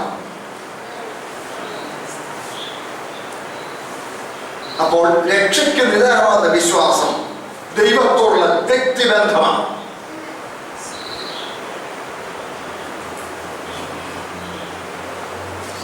അതിന്റെ ഫലമായിട്ടാണ് നിത്യജീവൻ പ്രാപിക്കുന്നത്. അറിയാമല്ലോ, മരണം വേർപാടാ, ജീവൻ കൂട്ടായ്മ. നിത്യജീവൻ പ്രാപിക്കുന്നു പറയുന്നത് ഒരിക്കലും തീരാത്ത നിത്യമായ കൂട്ടായ്മ ബന്ധത്തിലേക്ക്, ആ വിശ്വാസത്താൽ ആ ബന്ധത്തിലേക്ക് നമ്മൾ വരുന്നു. അയ്യോ, ഞാൻ പറയുന്നില്ല, രണ്ടു കൂടെ ഉണ്ടേ. സ്തോത്രം. അതാ രക്ഷയ്ക്ക് നിദാനമായ വിശ്വാസം. ആ വിശ്വാസത്തോടെ മുഴുവൻ ജീവിതത്തെയും നിയന്ത്രിക്കണം. പിന്നെ വ്യക്തിബന്ധത്തിൽ, കർത്താവുള്ള വ്യക്തിബന്ധത്തിൽ അവൻ ജീവിക്കുകയാണ്. അതാ യേശു പറഞ്ഞു, ഞാൻ തന്നെ വഴിയും സത്യവും ഞാൻ മുഖാന്തരമല്ലാതെ ആരും പിതാവോട് ബന്ധപ്പെടുന്നില്ല. പിതാവിന്റെ അടുക്കൽ അതാ ബന്ധം. ആ ബന്ധം അത് പല മേഖലകളിൽ വെളിപ്പെടും. ആ ബന്ധത്തിൽ നമ്മൾ തുടരുമ്പോൾ, ദൈവത്തോടുള്ള വ്യക്തി ബന്ധത്തിൽ തുടരുമ്പോൾ, ആ ബന്ധം ദൈവഹിതത്തെ കുറിച്ചുള്ള വ്യക്തമായ ഉൾക്കാഴ്ച നമുക്ക് തരും. ഒന്നുകൂടെ പറയാം, വിശ്വാസം എന്ന വരത്തെ കുറിച്ച് ഞാൻ വ്യക്തമാക്കാൻ ശ്രമിക്കുകയാണ്. കൂടെ പറഞ്ഞേ. അപ്പോൾ വിശ്വാസം, രക്ഷകനിതാവായ വിശ്വാസം ഈ ബന്ധമാണ്. ഇനി വിശ്വാസം എന്ന വരം. അപ്പൊ ആ ബന്ധത്തിന്റെ ഫലമായി ദൈവഹിതം സംബന്ധിച്ചുള്ള വ്യക്തമായ ഉൾക്കാഴ്ച നമുക്കുണ്ടാകും. എനിക്ക് നല്ല അടുത്ത ബന്ധമുള്ള ഒരു വ്യക്തിയുടെ താല്പര്യങ്ങൾ എന്താണെന്ന് എനിക്ക് നന്നായി അറിയാം, ഇല്ലേ? എന്റെ വ്യക്തിപരമായ താല്പര്യം എന്തൊക്കെയാണെന്നുള്ളത് എന്റെ ഭാര്യയ്ക്ക് അറിയാം. ആരും പിന്നെ പ്രത്യേകിച്ച് വന്നുപരീക്ഷിക്കേണ്ട കാര്യമില്ല. ഞങ്ങൾ പരസ്പരമുള്ള കൃത്യമായ ബന്ധമുള്ളത് കൊണ്ട് എൻ്റെ ഇഷ്ടാനിഷ്ടങ്ങളെ സംബന്ധിച്ച് എൻ്റെ ഭാര്യയ്ക്ക് വ്യക്തമായ ഒരു ഉത്ബോധമുണ്ട്. ഇതുപോലെ ആയിരിക്കണം ദൈവഹിതം സംബന്ധിച്ച് പൂർണ്ണ നിശ്ചയം നമുക്കുണ്ടാകണം. അതാണ് കൊലോസ്യർ 4:12 വായിക്കുന്നത്. ദൈവഹിതം സംബന്ധിച്ച് പൂർണ്ണ നിശ്ചയം. ദൈവഹിതം സംബന്ധിച്ച് പൂർണ്ണ നിശ്ചയം നാം പ്രാപിക്കുമ്പോൾ അത് ദൈവത്തോട് വ്യക്തിബന്ധത്തിന്റെ ഫലമല്ലേ? പ്രാപിക്കുമ്പോൾ ഒരു പ്രത്യേക സാഹചര്യത്തിൽ, ഗിവൺ സിറ്റുവേഷൻ, ദൈവം ഇങ്ങനെ പ്രവർത്തിക്കാൻ പോകുന്നു എന്നുള്ള ഒരു ഉൾബോധം നമുക്കുണ്ടാകും. ഉദാഹരണം പറയാം, എല്ലാവരും കൂടെ വരണേ. ഉദാഹരണം പറയുമ്പോൾ ദൈവം എന്നെ പ്രത്യേകമായി നിയോഗിച്ച് ആരെങ്കിലും ഒരിടത്ത് ഇവിടെ നമുക്കൊരു സുവിശേഷം നടത്താം എന്ന് പറഞ്ഞ് ശരി ആട്ടെ, അവരോട് കുറച്ച് കേൾക്കുകയൊക്കെ ചെയ്തു. സുവിശേഷം പറയാനായിട്ട് ഞാൻ ആ സുവിശേഷ യോഗത്തിൽ സുവിശേഷം പ്രസംഗിക്കാൻ പോകാനായിട്ട് ഒരുങ്ങി. അതിനുവേണ്ടി പ്രത്യേകം പ്രാർത്ഥിച്ചു. ദൈവത്തിന്റെ പരിശുദ്ധാത്മ വ്യക്തമായി അവിടെ പ്രസംഗിക്കേണ്ട സന്ദേശത്തെ കുറിച്ച് എനിക്ക് നല്ല ഉത്ബോധം തന്നു. പ്രാർത്ഥനാപൂർവം ഞാൻ തക്ക സമയത്ത് അവിടെ എത്തി. ഞാൻ പ്രസംഗിക്കാൻ തുടങ്ങി 10 മിനിറ്റ് കഴിയുമ്പോൾ 11 എന്ന് വിചാരിച്ച് പൊതുസ്ഥലത്താണ് ഭയങ്കരമായിട്ട് മായ അരിച്ചു വരിക. കുറെ പേര് ഇരിക്കുന്നവരാണ്, കുറെ പേര് ചുറ്റും വന്ന് നിൽക്കുന്നവരുണ്ട്, പരിസരവാസികളെ കുറെ പേര് ചുറ്റും നിൽക്കുന്നുണ്ട്. ഭയങ്കരമായിട്ട് മഴ അരിച്ചു വരുമ്പോൾ ഇവിടെ സത്യസുവിശേഷം പ്രസംഗിക്കുന്നത് ദൈവത്തിന്റെ തിരുഹിതത്തിൽ പെട്ടതാണെന്ന് എനിക്ക് നല്ല ബോധമുണ്ട്. അവിടെ ഞാൻ പ്രസംഗിക്കേണ്ട സന്ദേശത്തെ കുറിച്ച് എനിക്ക് നല്ല വ്യക്തമായ ബോധ്യം തന്നിട്ടുണ്ട്. മനസ്സിലായില്ലേ? കാര്യങ്ങളെല്ലാം അങ്ങനെ വന്നിരിക്കുമ്പോൾ ഭയങ്കരമായിട്ട് മഴ അരിച്ചു വന്നാൽ ആ മഴ അവിടെ പെയ്യുകയില്ലെന്നുള്ളത് എന്റെ ഉറപ്പാണ്. മനസ്സിലാവുന്നുണ്ടോ? ദൈവഹിതം സംബന്ധിച്ച് എനിക്ക് വ്യക്തമായ ഉത്ബോധം ഉള്ളത് കൊണ്ട് അത് ഞാൻ വിശ്വസിച്ച് മഴയെ യേശുക്രിസ്തുവിന്റെ നാമത്തിൽ ശാസിച്ചാൽ അതവിടെ അതുപോലെ നടക്കും. എല്ലാവരും എട്ടുകൂടുണ്ടോ? അതാണ് വിശ്വാസം എന്ന വരം. എല്ലാവരും എൻ്റെ കൂടെ ഉണ്ടെന്ന് ഞാൻ വിശ്വസിക്കുക. അതുപോലെ എൻ്റെ കൊച്ചു കാലത്ത് 39 വർഷമായി ഞാൻ സുവിശേഷം പ്രസംഗിക്കുന്നു. എൻ്റെ അനുഭവത്തിൽ ഞാൻ കണ്ടിട്ടുള്ളതും അനുഭവിച്ചിട്ടുള്ളതുമായ കാര്യമാണ് ഞാൻ പറയുന്നത്. ദൈവത്തിന്റെ പരിശുദ്ധാത്മാവായി അവിടെ സുവിശേഷം പ്രസംഗിനെ കുറിച്ചും ചിലപ്പോൾ അവിടെ ആൾ രക്ഷിക്കപ്പെടുന്നതിനെ കുറിച്ച് പോലും എനിക്ക് വ്യക്തമായ ഉത്ബോധനം തന്നെ അയച്ചിട്ടുണ്ട്. അങ്ങനെ സന്ദർഭങ്ങൾ ഇങ്ങനെയുള്ള പ്രതിസന്ധികൾ ശക്തികൾ വരുമ്പോൾ യേശുക്രിസ്തുവിന്റെ നാമത്തിൽ എതിരായുള്ള സകല ശക്തികളുടെ മേലും കർത്താവെ അങ്ങ് അധികാരം ഏർപ്പെടുത്തണമേ, അങ്ങനെ നിയന്ത്രണം ഏർപ്പെടുത്തണമേ. യേശുക്രിസ്തു യേശുക്രിസ്തു നാമത്തിൽ എതിരായ എല്ലാ സാഹചര്യങ്ങളെയും ശാസിക്കുന്നു എന്ന് പറഞ്ഞാൽ ആ പറഞ്ഞതുപോലെ ശകാരിക്കപ്പെട്ട ഒരു കൊച്ചുകുട്ടി പെട്ടെന്ന് പിന്മാറുന്നത് പോലെ എരച്ചു വന്ന മഴ പിന്മാറുന്നത് ഞാൻ കണ്ടിട്ടുണ്ട്. ഒന്നല്ല, അനേക പ്രാവശ്യം. ആകാശത്തൊരു കൊട പിടിച്ചതുപോലെ യോഗം നടക്കുന്ന സ്ഥാനത്ത് മാത്രം മഴ പെയ്യാതെ ചുറ്റുപാടുകൾ മഴ പെയ്യുകയും ചെയ്യുന്നത് ഞാൻ സാക്ഷിയാണ്. ട്യൂബ്ലൈറ്റിന്റെ വെട്ടത്തെ വെള്ളിക്കമ്പി പോലെ മഴ വെള്ളം പെയ്യുന്നത് കണ്ടു ആളുകൾ അമ്പരം നിരുന്ന് ദൈവത്തിനെ കേട്ടിട്ടുള്ളത്. ഇതുപോലെ തന്നെ ഉണ്ടോ? അതാണ് വിശ്വാസം എന്ന വരം. അത് എന്തിന്റെ ഫലമാണ്? ദൈവത്തോടുള്ള വ്യക്തിബന്ധത്തിന്റെ ഫലമായിട്ടാണ്. ഇതെല്ലാം ആദ്യം ഞാൻ പറഞ്ഞ പോലെ വിഭിന്നങ്ങളായ ആശയമല്ല, വ്യത്യസ്തങ്ങളായ ആശയങ്ങൾ. വിശ്വാസ പ്രമാണം, ദൈവത്തോടുള്ള വ്യക്തിബന്ധത്തിന്റെ അനുഭവം, അതുപോലെ ദൈവഹിതത്തെ സംബന്ധിച്ചുള്ള ബോധ്യം ഉണ്ടായിട്ട് മനസ്സിലായില്ലേ, ഓരോ സാഹചര്യം ഒരു നിലയാകണം എന്ന് നാം ദൈവനാമത്തിൽ പ്രസ്താവിക്കുന്ന അനുഭവം, ഇതെല്ലാം പരസ്പരം ബന്ധമുള്ള അനുഭവം. അപ്പോൾ വിശ്വാസ പ്രമാണം എന്നർത്ഥമുണ്ട്, ദൈവത്തോടുള്ള വ്യക്തിബന്ധം എന്നർത്ഥമുണ്ട്. 3, ആ വ്യക്തിബന്ധത്തിന്റെ ഫലമായി ദൈവഹിത പ്രകാരമുള്ള കാര്യമെന്ന് ബോധ്യം വന്നിട്ട് അത് വിശ്വാസത്താൽ പ്രഖ്യാപിക്കുന്ന, അതുപോലെ സംഭവിക്കുന്ന അനുഭവം, അതാണ് വിശ്വാസമെന്ന വരം. പറഞ്ഞത് മനസ്സിലായെന്ന് വിശ്വസിക്കുന്നു. ഞാൻ ഈ വചനത്തിന് വളരെ പ്രാധാന്യം കൊടുത്ത് സംസാരിക്കുമ്പോൾ എനിക്കറിയാം, ഞാൻ ഇന്നും എന്നും അന്നും ഇന്നും എന്നും ദൈവവചനത്തിനാണ് ഇന്നും പ്രാധാന്യമുള്ളത്. ഇപ്പൊ ചില ആളുകൾ അങ്ങേര് എനിക്ക് വരവൊന്നുമില്ലെന്നേ, അതുകൊണ്ട് അങ്ങേര് പറയുന്നതാണെന്ന്. ഇതിനെ ഞാൻ ആത്മസ്നാനം പോലും പ്രാപിച്ചിട്ടുള്ള ആളല്ല എന്ന് പ്രചരിപ്പിച്ചത് പോലും ഞാൻ ഓർക്കുന്നുണ്ട്. കാരണം ഞാൻ അതിൻ്റെ ഭാഷമായിട്ടൊന്നും പരസ്യമായ ഒരു ഷോ ആയിട്ട് ചെയ്യാറില്ല, നേതൃത്വത്തിൽ പ്രമാണമില്ലാത്തത്. എൻ്റെ കൂടെ ഉണ്ടോ അങ്ങനെയൊക്കെ പറഞ്ഞിട്ടുള്ള ആളുകളെ? ഞാൻ എന്നോട് ചോദിച്ചു, നിങ്ങളെ പഠിപ്പിയ ആളാണ്, ആത്മസ്നാനം പോലും പ്രാപിച്ച ആളല്ല എന്ന് പറഞ്ഞു. അബുദ്ധിയുടെ പ്രമാണമാണെന്ന് പറയുന്നു. എന്നാ പറയുന്നത് ശരി, എത്രയോ സന്ദർഭങ്ങളിൽ ദൈവം അത്ഭുതം പ്രവർത്തിക്കുന്ന സാധുവായി ഞാൻ കണ്ടിട്ടുണ്ട്.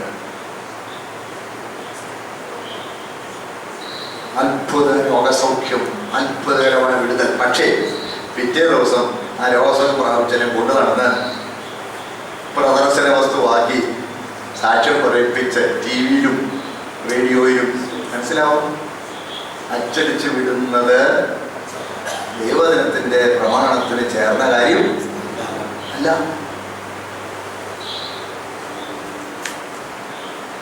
പിന്നെ സ്ത്രീ ഇങ്ങനെയൊക്കെ പറയുന്നതുകൊണ്ട് ഞാൻ അന്നൊക്കെ പിന്നെ എഴുത്തുകളല്ലേ, ചില എഴുത്തുകളൊക്കെ ഞാൻ വെച്ചിട്ടുണ്ടായിരുന്നു. ആരെങ്കിലും ഒത്തിരി പ്രശ്നമായിട്ട് വരികയാണെങ്കിൽ ജസ്റ്റ് ഒരു വിശ്വാസം എന്ന വരം എന്ന ആശയം എനിക്ക് ചെറുതായിട്ടെങ്കിലും മനസ്സിലായി ഞാൻ വിശ്വസിക്കുന്നു. എല്ലാവരും ഉണ്ടോ? എല്ലാവരുടെ കൂടെ തന്നെ ഉണ്ടേ. സോദരങ്ങളെ, നിങ്ങൾക്ക് ദൈവത്തോടുള്ള വ്യക്തിബന്ധത്തിന്റെ ഫലമായിട്ടാണ് ആ ബോധ്യം നിങ്ങൾക്കുണ്ടാകുന്നത്. ഇത് ദൈവഹിതമാണോ ബോധ്യം ഉണ്ടാകാറുണ്ടല്ലോ, അതുകൊണ്ട് സംഭവിക്കും. ഞാൻ ഒരു വ്യക്തി ഒരനുഭവം പറഞ്ഞത് ഞാൻ ഓർക്കുന്നു. അദ്ദേഹം പറഞ്ഞത്, ഈ ആശയ്ക്ക് വിരോധമായ ആശയോടെ കാത്തിരിക്കുക എന്ന് പറയുന്നത് വിശ്വാസത്തിൽ പിടിച്ചു നിൽക്കുക എന്ന് പറയുന്ന അതിനാണ്. അദ്ദേഹത്തോട് ജീവിതത്തിൻ്റെ പരിശുദ്ധാത്മാവ് പ്രാർത്ഥനയിൽ ഇനി ഒരു സ്ഥലത്തോട്ട് പോകണമെന്നുള്ള ഉൾബോധമുണ്ട്. അദ്ദേഹം പ്രാർത്ഥനയിൽ നിന്ന് എഴുന്നേറ്റത് തന്നെ ലാൻഡ് ലൈനുള്ള കാലം ടെലിഫോൺ അടിക്കുന്നുണ്ട്. ഇന്ന സ്ഥലത്ത് വളരെ രോഗിയായി കിടക്കുന്ന ഒരാൾ, നിങ്ങൾ വന്ന് പ്രാർത്ഥിക്കുന്നത് ഒരു ആശ്വാസമായിരിക്കും എന്ന് പറഞ്ഞ ഒരാൾ വിളിക്കുക. എന്നിട്ട് അദ്ദേഹം പറഞ്ഞു, ഇതാ ഇന്ന ഫ്ലൈറ്റിന് ഞാൻ ടിക്കറ്റ് അയക്കുന്നു. ഫ്ലൈറ്റ് പോകേണ്ടതാണ്. അത് PTA വെയിറ്റിംഗ് റെയിൽവേസ്, അന്ന് PTA ഒക്കെ ഉള്ള കാലം. PTA പോയി കളക്ട് ചെയ്യുക. തന്നെ അത് പെട്ടെന്ന് ഒരാളിനെ അയച്ചു PTA കളക്ട് ചെയ്തു അദ്ദേഹം പോവുക. പക്ഷെ ഒടുവിൽ വന്നപ്പോൾ ചെല്ലാനായിട്ട് തിരക്കിട്ട് നക്കി ഇറങ്ങിയപ്പോഴത്തേക്ക് വൈകിപ്പോയി. ചെല്ലാൻ അല്പം വൈകി എന്നപ്പോഴത്തേന് നിങ്ങൾ അത്ര കൺഫേംഡ് ഒരു ടിക്കറ്റ് ആയിരുന്നില്ല, നിങ്ങൾക്ക് അടുത്ത ദിവസം പോകാം. So the flight is full, sorry ആവശ്യം കൂടി. I must go. ഈ ഫ്ലൈറ്റിൽ തന്നെ എനിക്ക് പോയോ? അതെങ്ങനെ നോക്കുന്നേ? ഫ്ലൈറ്റ് മുഴുവൻ ഫുള്ളി ലോഡഡായി. അല്ല, ഞാൻ ഈ ഫ്ലൈറ്റിൽ പോകും, മാറി ഞാൻ ഈ ഫ്ലൈറ്റിൽ പോകുന്നില്ല എന്ന് പറഞ്ഞാൽ അങ്ങനെ ഇതുമാണല്ലേ അറിയിച്ചത്. ആ വ്യത്യാസമൊക്കെ പോകാന്നല്ലേ അറിയിച്ചത്. അത് കഴിഞ്ഞു ഫ്ലൈറ്റ് ടേക്ക് ഓഫ് ചെയ്തു. അദ്ദേഹത്തിന് order time flight take off ചെയ്തു. എയർലൈൻ സ്റ്റാഫ് പറഞ്ഞു, നിങ്ങളെന്തിനാ ഇനി വെയിറ്റ് ചെയ്യുന്നത്? അല്ല, ഞാൻ ആ ഫ്ലൈറ്റിൽ പോകും. ദൈവം എന്നോട് പറഞ്ഞു, ഫ്ലൈറ്റിൽ പോയിട്ടു മനുഷ്യൻ, ഞാൻ ആ ഫ്ലൈറ്റിൽ പോകും.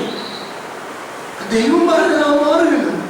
ഞാനത് വിശ്വസിക്കുന്നു. ദൈവത്തെ എനിക്ക് വിശ്വാസം, ഞാനത് വിശ്വസിക്കുന്നു. ഞാൻ അവിടെ ഫ്ലൈറ്റ് പോയി എന്ന് പറഞ്ഞ് അയാൾ കൗണ്ടറിൽ അടച്ചിട്ട് പോകാൻ തുടങ്ങി. അപ്പോഴേക്കും 2.5 മണിക്കൂറായി ടേക്ക് ഓഫ് ചെയ്തിട്ട്. പെട്ടെന്ന് അദ്ദേഹത്തിൻ്റെ ഫോൺ അടിക്കുന്നത് തിരിച്ചു വന്ന് എടുക്കുമ്പോൾ കൺട്രോൾ ടവറിൽ നിന്ന് ഇയാളെ ഇൻഫോം ചെയ്യുക, നിങ്ങളുടെ ഫ്ലൈറ്റ് തിരിച്ചു വരുന്നുണ്ട്. ഒരു പേഷ്യൻ്റ് ഭയങ്കരമായിട്ട് സിക്കായി, ഭയങ്കര സിക്കായി. ആ പേഷ്യൻറ്റിനെ ഓഫ് ലോഡ് ചെയ്തെങ്കിലേ ഒക്കുകയുള്ളൂ. അതുകൊണ്ട് പെർമിഷൻ കൊടുത്തിരിക്കുകയാണ്, നിങ്ങളുടെ ഫ്ലൈറ്റാണ് എന്ന് പറഞ്ഞ് കൗണ്ടർ സ്റ്റാഫിനും അറിയിച്ചു. അധികം സമയം കഴിയുന്നതിന് മുമ്പ് ആ ഫ്ലൈറ്റ് ലാൻഡ് ചെയ്തു. ഭയങ്കര മേലായുള്ള ആ രോഗിയെ പെട്ടെന്ന് ആംബുലൻസെല്ലാം റെഡിയാക്കി ആംബുലൻസ് ഫ്ലൈറ്റിനടുത്തിയെന്ന് പോയി. അപ്പോഴേക്കും നിങ്ങൾക്ക് അത്ര അർജൻറ്റാണോ എന്ന് ചോദിച്ചാൽ അർജൻറ്റാന്ന് പറഞ്ഞു. ശരി, ആ ഓഫ് ലോഡ് ചെയ്ത പാസഞ്ചറിൻ്റെ സ്ഥാനത്ത് ഈ ദേവദാസനെ കയറ്റി വിട്ടു. നിങ്ങൾ എൻ്റെ കൂടെ ഉണ്ടോ? അത് ദൈവഹിതമാണെന്നുള്ള ബോധ്യത്തിൻ്റെ ഫലമായി ഉണ്ടായ കൺഫേംഡ് ഉറപ്പായിരിക്കുന്ന മാനസികാവസ്ഥ, അത് വിശ്വാസമെന്ന ഭയം.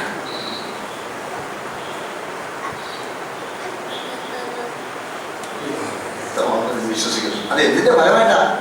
ദൈവത്തോടുള്ള വ്യക്തിപരമായ ബന്ധത്തിൽ നിന്നാണ് ഇത് ഉളവാകുന്നത്. സ്തോത്രം. അതുകൊണ്ട് നിങ്ങൾക്ക് ഏതെങ്കിലും കാര്യത്തെക്കുറിച്ച് ഇത് ദൈവഹിതമാണെന്നുള്ള 100% ഉറപ്പുണ്ടോ? സകല കാര്യങ്ങളും എതിരായി വരുമ്പോഴും stand for. No, it's not going to be that way. God has told me that it's going to be the other way around. കർത്താവ് പറഞ്ഞത് ഇങ്ങനെ നടക്കുന്നല്ല, വേറെ രീതിയിൽ. ഇതിപ്പോ തിരിഞ്ഞു വരും.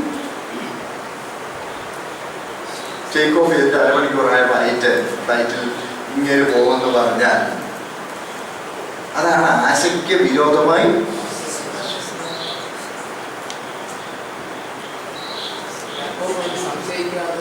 സംശയിക്കാം. ദൈവത്തെ സംശയിക്കാം. എന്നാലും നീ പറഞ്ഞു എന്താ ചെയ്യാൻ, നീ പറഞ്ഞിട്ട് കാര്യം നടക്കും. അത് ഇനി എൻ്റെ വെറും തോന്നലാണ്. ആ ഫ്ലൈറ്റിലൊന്നും ഞാൻ പോയിട്ട് 6 മണിക്കൂർ ഞാനങ്ങ് പോവാൻ വീട്ടിൽ. അതാ സംശയം. മനസ്സിലാവുന്നു? സംശയിച്ചു. വിശ്വാസമെന്ന വരം എന്ന ആശയം നിങ്ങൾക്ക് കുറച്ച് ആശയം ഉൾക്കൊള്ളുവാൻ കഴിയുമെന്ന് വിശ്വസിക്കാൻ തുടരും. അതേ ആത്മാവിനാൽ വിശ്വാസം. അതേ ആത്മാവിനാൽ വിശ്വാസം. അപ്പോൾ വിശ്വാസം പൊതുവായി രക്ഷയ്ക്ക് അടിസ്ഥാനമായിരിക്കുമ്പോൾ തന്നെ അതിൻ്റെ മറ്റൊരു മാനിഫെസ്റ്റേഷൻ, അതായത് പ്രകാശനം, ആ ആത്മാവിന്റെ പ്രകാശനത്തിന്റെ മറ്റൊരു മുഖമാണ് വിശ്വാസം എന്ന വരം. സ്തോത്രം. അതേ ആത്മാവിനാൽ വിശ്വാസം. മറ്റൊരുവന് അതേ ആത്മാവിനാൽ രോഗശാന്തികളുടെ വരം. ഇതും വളരെ കോമൺ ആയിട്ടുള്ളൊരു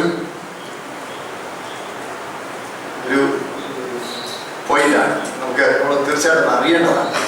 രോഗശാന്തികളുടെ രോഗശാന്തി ദൈവം ചെറുക്കാനുള്ള വരം കൊടുത്തിട്ടുണ്ട്. കർത്താവിനെ സൗഖ്യമാക്കാൻ പ്രസാദമാണെങ്കിൽ സൗഖ്യമാകും. അതും വരമാണ്, നമ്മൾ മറക്കരുത്. ഇത് നിവർത്തിക്കുന്ന ആളിന്റെ സിദ്ധിയല്ല. It is no virtue in the person who exercises that gift. ആ വ്യക്തിയുടെ ഏതെങ്കിലും ഒരു വെർച്യു അല്ല, അതും ദൈവത്തിന്റെ ദാനമാണ്, കൃപാദാനമാണ്. അത് നമ്മൾ മറക്കരുത്. ഇനി രോഗശാന്തികളുടെ വരം. ഈ രോഗം എന്നൊക്കെ പറയുമ്പോൾ തന്നെ അതിനെക്കുറിച്ച് ഒത്തിരി തെറ്റായ ധാരണകൾ നമ്മുടെയൊക്കെ മനസ്സിലുണ്ട്. ശ്രദ്ധിച്ച് പറയാം. ഒത്തിരി പേര് വിചാരിക്കുന്നത് ഈ സർവ്വ രോഗങ്ങളും പിശാചാണെന്നില്ല. അങ്ങനെ പറയുന്നത് ഞാൻ കണ്ടു. ക്യാൻസറിന്റെ ആത്മാവ്, തലവേദനയുടെ ആത്മാവ്, പിന്നെ എന്തൊക്കെ ട്യൂമറിന്റെ ആത്മാവ്, മുട്ടുവേദനയുടെ ആത്മാവ്, ചിലക്ക് എല്ലാം ആത്മാവ്. എന്റെ പൊന്നു സഹോദരങ്ങളെ, എല്ലാം ആത്മാവിന് വേണ്ടി കേൾക്കാൻ എനിക്ക് തോന്നുന്നത് ഇടയ്ക്കിടയ്ക്ക് വിശാല വർഗത്തിലൊക്കെ ദൈവത്തോട് പറയാതെ ഒരു ദൈവം ഈ പാവങ്ങളെ ഞാൻ ഇവരെ ഒന്ന് നോക്കി പോലും നീ നോക്കാൻ പോലും സമ്മതിക്കാത്ത സ്ഥിതിയല്ലേ. നീ അവരെല്ലാം പേര് കെട്ടി വെച്ചിരിക്കും. ഇത് നോക്കി വരുമ്പോൾ അവന്മാരെല്ലാം എന്നെ ഇട്ടുകൊണ്ട് ആട്ടുകയും കുറ്റം പറയുകയും എന്തു വേണ്ട. ഞാൻ കണ്ടുപോലും അല്ലല്ലോ എന്ന് ദൈവം ചിലപ്പോൾ പരാതി പറയുന്നുണ്ടാകും. പരാതി പറഞ്ഞാൽ അതിശയിക്കുന്നുമില്ല. സോറി, എല്ലാ രോഗവും ദുരാത്മാവിനാൽ അല്ല. ദൈവം പ്രകൃതിയിൽ തൻ്റെ സ്ഥിരമായ നിയമങ്ങൾ വെച്ചിട്ടുണ്ട്. ദൈവം വെച്ചിരിക്കുന്ന ആ നിയമങ്ങൾ ലംഘിച്ചാൽ അതിന്റെ പരിണിത ഫലങ്ങൾ അനുഭവിക്കേണ്ടി വരും.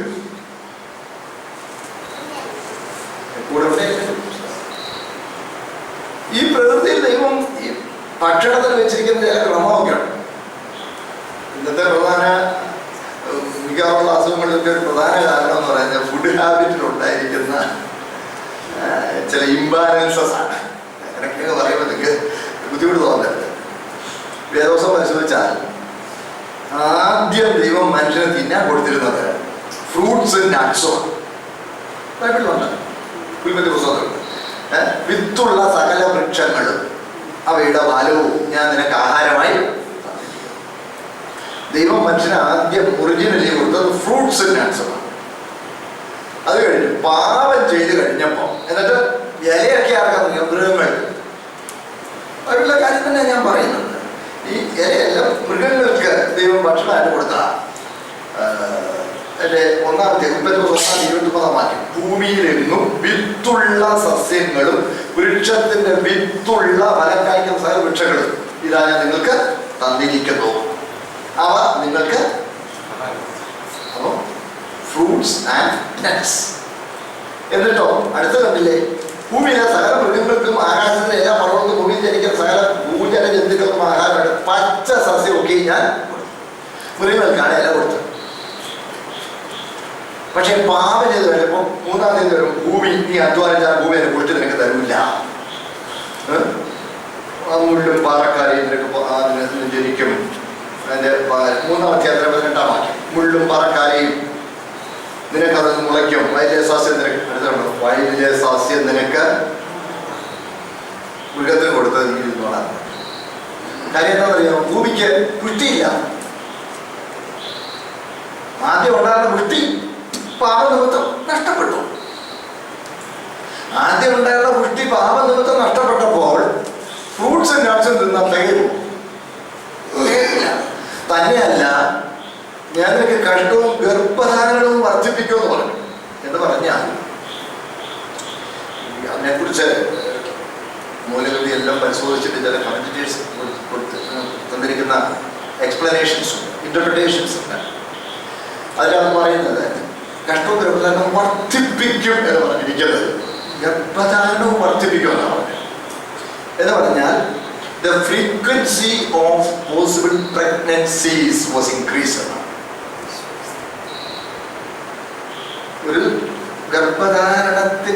രണ്ട് ഗർഭധാരണങ്ങൾക്കിടയിലുള്ള ഗ്യാപ്പ് കുറച്ചു. ആ ആശയമാണ് വർദ്ധിപ്പിക്കും. അപ്പോൾ ചുരുങ്ങിയ കാലം കൊണ്ട് പോപ്പുലേഷൻ എക്സ്പ്ലോഷൻ ഉണ്ടാവും. ഞാൻ പറഞ്ഞ മനസ്സിലായി? Population explosion. 1000 കൊല്ലം ജീവിച്ചിരിക്കുന്ന ഒരാൾ മീൻസ് ഒരാൾക്ക് 10 മക്കളുണ്ടാവുമെങ്കിൽ ആ വ്യക്തി ഇപ്പോൾ 100 കൊല്ലം ജീവിക്കുന്നുണ്ട്. ആ 100 കൊല്ലം കൊണ്ട് 10 മക്കളുണ്ടാവുമ്പോൾ സങ്കല്പിക്കാം, ഞാൻ സങ്കല്പം പറയാം. 1000 കൊല്ലം കൊണ്ട് 10 മക്കൾ ജനിക്കുന്ന ആൾ 100 കൊല്ലം കൊണ്ട് 10 മക്കളെ ജനിപ്പിക്കുമ്പോൾ 2 മക്കളുടെ ഇടയ്ക്കുള്ള സമയം അപ്പോൾ ചുരുങ്ങിയ സമയം കൊണ്ട് ഭയങ്കരപ്പെട്ട ജനസംഖ്യ വർധനവ് ഉണ്ടായി. ഭൂമിയുടെ ഊറ്റൊക്കെ കുറയുകയും ഫ്രൂട്ട്സ് നട്ട്സ് തിന്ന തികയത്തില്ല. ഇലയെ കൊടുത്തിട്ടുള്ള മൃഗം കൊടുത്തിരുന്നു മനുഷ്യനാണ് അതുങ്ങളെ എന്ന് കൈയിട്ട് വരാം. കൈയിട്ട് വരാൻ തമിഴ് കുസ്തിയായി വഴക്കായി. അങ്ങനെയാണ് മനുഷ്യനും മൃഗവും തമ്മിൽ വൈരമുണ്ടായത്.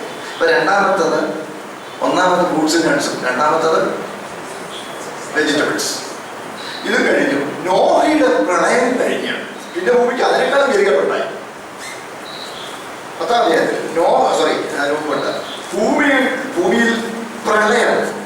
ഈ പ്രളയം കഴിഞ്ഞ് 9-ാമത്തെ അധ്യായത്തിൽ വരുമ്പോൾ, 9-ാം അധ്യായത്തിൽ വരുമ്പോൾ അവിടെ പിന്നെയും ഒരു ചെറിയ അയവും കൂടെ കൊടുക്കും.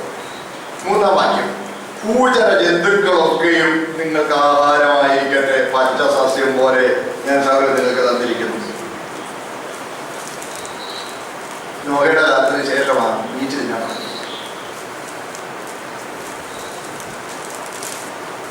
ഒറിജിനലി ഫ്രൂട്ട്സ് ആൻഡ് നട്ട്സ്, പിന്നെ വെജിറ്റബിൾസ്. 2000 കൊല്ലം കഴിഞ്ഞ് പിന്നെ നോഹയുടെ പ്രളയം കൂടെ കഴിയുമ്പോൾ ഭൂമിക്ക് സീരി അധപതനായി. മൃഗങ്ങളെ കൊണ്ട് പിടിച്ച് പോകണം. അപ്പൊ ഈ ഫുഡ് ഹാബിറ്റിൽ വന്ന വ്യത്യാസം ഇപ്പൊ നമ്മുടെ ഫസ്റ്റ് പ്രിഫറൻസ് എന്തുവാ?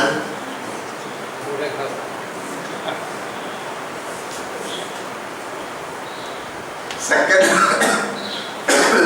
ലാസ്റ്റിൽ പേരിന് മാത്രം അല്ലേ ഒരു ഫ്രൂട്ടോ ഒരു നട്ടോ ഉള്ളൂ. ഈ വെല്ലുവിളിയൊക്കെ സുമാരൊക്കെ നല്ല കുഴപ്പമായിട്ട് വ്യത്യാസമൊന്നുമില്ല. ഇൻഡസ്ട്രിയലിസ്റ്റ് ബിഗ് ഷോട്ട്സ് അവരുടെ ഫുഡ് ഹാബിറ്റിനെ കുറിച്ച് നമ്മൾ കഴിക്കുന്നൊന്നുമല്ല അവർ പലരും കഴിക്കുന്നു. വളരെ ചിട്ടയായി ഭക്ഷണക്രമം. ഇതുകൊണ്ട് അസുഖങ്ങളുണ്ടാകും. എല്ലാവരും എൻ്റെ കൂടെ ഉണ്ടോ? അത് പ്രകൃതി നിയമിച്ചിരിക്കുന്ന നിയമം ഇവിടെ തകിടം പറഞ്ഞു പോയി.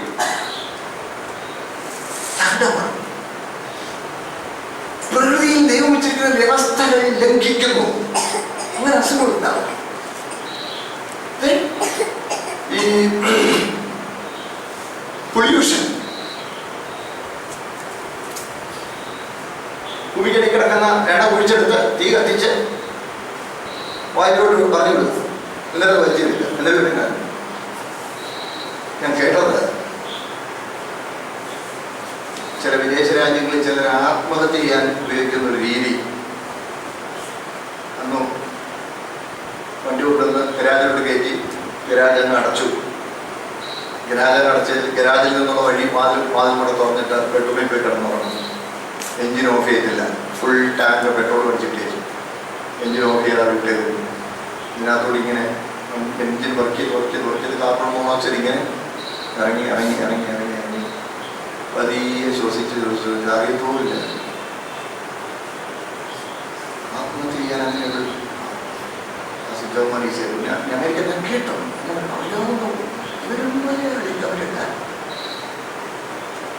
അപ്പൊ നിങ്ങൾ നോക്കി നോക്കി നമ്മുടെ ഈ അന്തരീക്ഷം എന്തുമാത്രം പൊല്യൂട്ടഡ് ആകുന്നുണ്ട്. പിന്നെ ഇങ്ങനെ അസുഖങ്ങൾ പല നിലയിലുണ്ടാവും. പിന്നെ നമ്മൾ കഴിഞ്ഞ ദിവസം ക്ലാസ്സിൽ കണ്ടു, കർത്തൃമേശയെ സ്വയശോധന കൂടാതെ അവഗണനയോടെ എടുക്കുമ്പോൾ നിങ്ങൾ പലരും ബലഹീനരും ഇങ്ങനെ പല കാരണങ്ങളും പല പിശാചം പറഞ്ഞ് ഇയാളാണ്. എല്ലാ രോഗവും പിശാചിനാലല്ല, പിശാചിനാലും രോഗം ദൈവം അനുവദിച്ചാൽ മാത്രം. കാര്യം ഊമനും ചെകിടനുമായ ആത്മാവേ വിട്ടുപോകും. അങ്ങനെയും ഉണ്ടാകാം. മനസ്സിലാവുന്നത് വിശ്വസിക്കട്ടെ. അപ്പോൾ രോഗശാന്തി, ഇനി സഭയ്ക്കുള്ളിലെ രോഗശാന്തി ശുശ്രൂഷയുണ്ട്. സഭയ്ക്കുള്ളിലെ രോഗശാന്തി ശുശ്രൂഷയെ കുറിച്ച് യാക്കോബിന്റെ ലേഖനത്തിൽ കാണാം. യാക്കോബിന്റെ ലേഖനത്തിൽ നിങ്ങളിൽ ഒരുവൻ ധീരമായി കിടക്കുന്നുവെങ്കിൽ സഭയിലെ മൂപ്പന്മാരെ എന്നിട്ട് ഒരുവന് വേണ്ടി ഒരുവൻ പ്രാർത്ഥിക്കണം, എണ്ണ പൂശി പ്രാർത്ഥിക്കണം. യാക്കോബിന്റെ ലേഖനം അതിന്റെ 5-ാമത്തെ അധ്യായം അതിന്റെ 14 വാക്യങ്ങൾ എടുത്തിട്ട് വായിച്ചില്ലേ? സഭയിലെ മൂപ്പന്മാരെ വരുത്തട്ടെ, അവർ കർത്താവിന്റെ നാമത്തിൽ അവനെ എണ്ണ പൂശി അവന് വേണ്ടി പ്രാർത്ഥിക്കട്ടെ. എന്നാൽ വിശ്വാസത്തോടു കൂടിയ പ്രാർത്ഥന ദീനക്കാരനെ രക്ഷിക്കും. കർത്താവ് അവനെ എഴുന്നേൽപ്പിക്കും. അവൻ പാപം ചെയ്തിട്ടുണ്ടെങ്കിൽ അവനോട് ക്ഷമിക്കും. എന്നാൽ നിങ്ങൾക്ക് രോഗശാന്തി വരേണ്ടതിന് തമ്മിൽ പാപങ്ങളെ ഏറ്റുപറഞ്ഞ് ഒരുവന് വേണ്ടി ഒരുവൻ പ്രാർത്ഥിക്കും. ഇതാ സഭയ്ക്കുള്ളിലെ രോഗശാന്തി. ചിലപ്പോൾ ദൈവം ഒരു സഭയിൽ ആളുകൾ ഭിന്നതയോടും അശുദ്ധിയോടും പരസ്പരം കൂട്ടായ്മയുടെ ഊഷ്മള അനുഭവമില്ലാതെ ഇങ്ങനെ അകന്നകന്ന് പോകുമ്പോൾ സഭയുടെ ശുദ്ധീകരണത്തിനായി അതിനകത്ത് ഒരു കീ പേഴ്സണെ,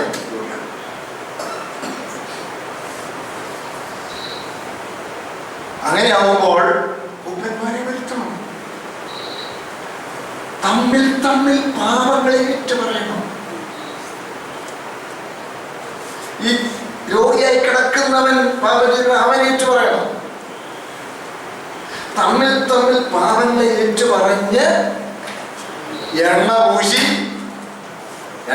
പ്രാർത്ഥിക്കാൻ പറഞ്ഞ ഐക്യമത്യത്തെ വെളിപ്പെടുത്താൻ വേണ്ടി. അല്ല, എണ്ണയല്ല സൗഖ്യം.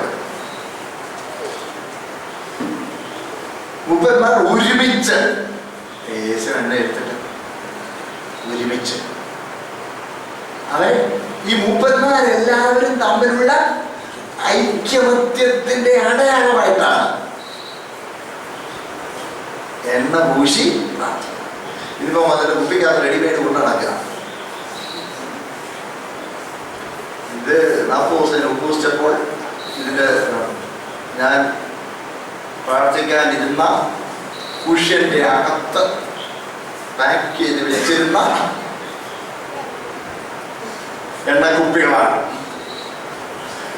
അതിന്റെ മുകൾ മുട്ടുകുത്തി കണ്ണീരൊഴുക്കി 40 ദിവസം ഉപവസിച്ച് ആത്മാവിനെ ആരാധിച്ച് ശക്തി ഉൾക്കൊണ്ട എണ്ണയായി. എന്നും പറ്റും അതിനോട് ഇതും 100 ഗ്രാം. അതിന്റെ വേറൊരു ഇതെല്ലാം എല്ലായിടത്തും അടിസ്ഥാനപരമായിട്ടുള്ള പിജാല് മഞ്ചിക്കുന്നതിനകത്ത് ഒരേ രീതിയില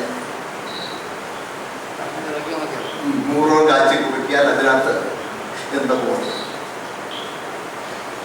എന്നിട്ട് അതിനോട് എടുത്തിട്ട് തുറന്ന് ഇങ്ങനെ അടിച്ചോളാൻ പറയും.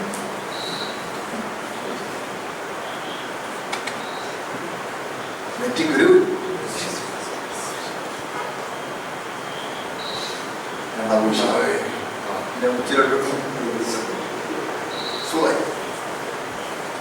ഇതൊന്നും വേണ്ട. ഇതൊക്കെ ഒരു അഭ്യാസമാണ്. ഇതൊക്കെ ഒരു തട്ടിപ്പ.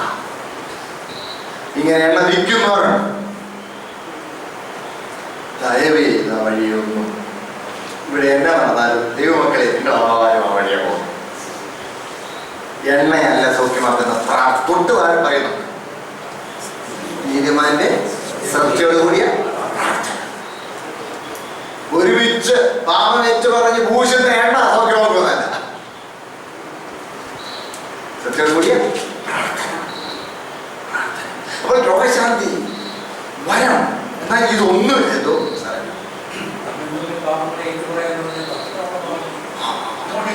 അങ്ങോട്ടിങ്ങോട്ട് പറയണം. പാപങ്ങൾ പരസ്യമായി ഏറ്റുപറയേണ്ട പാപങ്ങൾ, പരസ്യമായി ഏറ്റുപറയേണ്ട പാപങ്ങൾ ഈ ഐക്യമത്യത്തിന് വേണ്ടി. സഭയിൽ പ്രശ്നമുള്ളവരാണ്.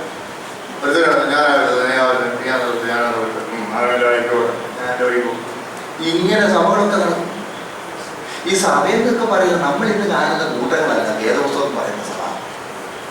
ഒരു പാത്രത്തിൽ നിന്ന് കുടിക്കുന്നവരും ഒരു പാത്രത്തിൽ നിന്ന് ഭക്ഷിക്കുന്നവരുടെ കൂട്ടമാണ് സഭ.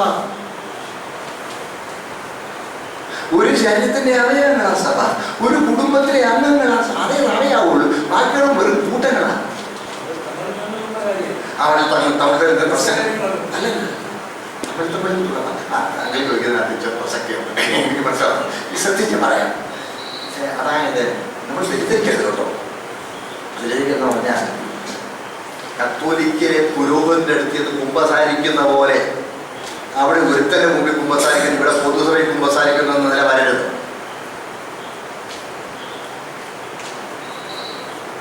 എല്ലാവരും എൻ്റെ കൂടെ ഉണ്ടോ? അങ്ങനെയൊക്കെ പഠിപ്പിക്കുന്നവർ ഇവിടെ ഉണ്ടായിട്ടുണ്ട്. ഐക്യമത്യത്തിന് വേണ്ടിയാണ്. ആ ഈഗോ താഴ്ത്തി വെക്കുന്ന നമ്മളൊരു കാര്യം ചെയ്ത് പറഞ്ഞതിനോട് ക്ഷമിക്കണം. ഞാനന്ന് ബുദ്ധിമുട്ടിച്ചത് എന്നെ പോലെ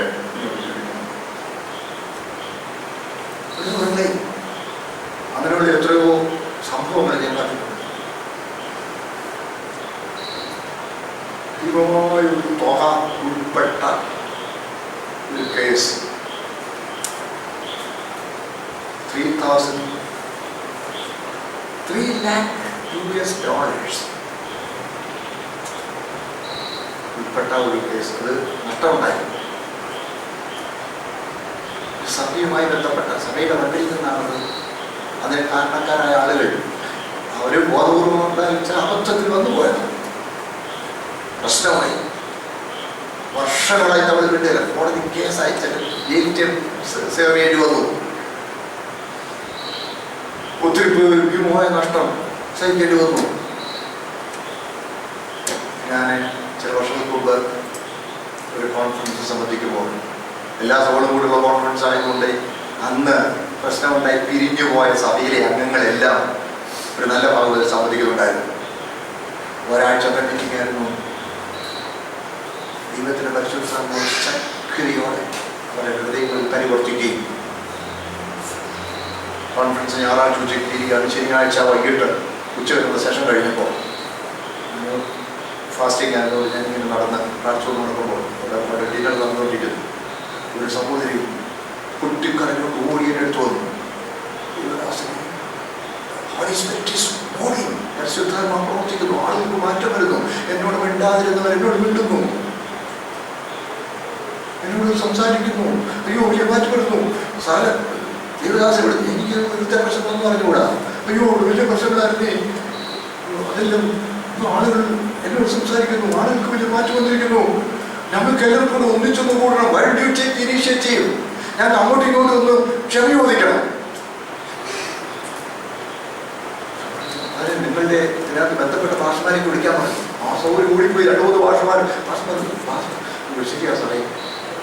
ഇപ്പോഴത്തേക്കും ചേട്ടൻ കരയാൻ തുടങ്ങി. എന്തിന്? ഒന്ന് എൻ്റെ നേതൃത്വത്തിലുള്ള ആളെ വിളിച്ചപ്പോൾ രാത്രിയോ കഴിയട്ടെ ഒരാൾ. അപ്പോൾ രാത്രി ഒന്നും കഴിയണ്ട, ഇപ്പൊ തന്നെ വേണം, വൈകിട്ട് മുമ്പ് വേണം. നിർബന്ധമായി എവിടോട്ട് കൂടും? പെട്ടെന്ന് യങ്സ്റ്റേഴ്സിന്റെ സാധനങ്ങൾ സൂക്ഷിച്ചിരുന്ന ഒരു റൂം മാത്രമേ തന്നെ അവൈലബിൾ. വലിയ മെയിൻ ഹോളിൽ പോകാനായിട്ട് സാധിക്കും. വേഗം അവിടെ കൂടി എൻ്റെ സൗകര്യങ്ങളിൽ അതുപോലുള്ള മുമ്പൊക്കെ ഞാൻ ഞങ്ങളുടെ രംഗങ്ങൾ കണ്ടിട്ടുണ്ടെങ്കിൽ അവിടെ ആവിട്ട് നേരെ വിളിച്ചുകൊണ്ട് അച്ചായോ ഞങ്ങളോട് പറഞ്ഞത് മഹാ തെറ്റായിപ്പോയി, എന്നോട് ക്ഷമിക്കണം. ഇതിൽ രണ്ടുപേരും ഇങ്ങനെ ചുറ്റി നിൽക്കുക. ഓടി വന്ന് കാണാലിങ്ങനെ ചെയ്തു. ആവിട്ട് അപ്പോഴേക്കും ഇങ്ങനെ ഒത്തിരി പേര്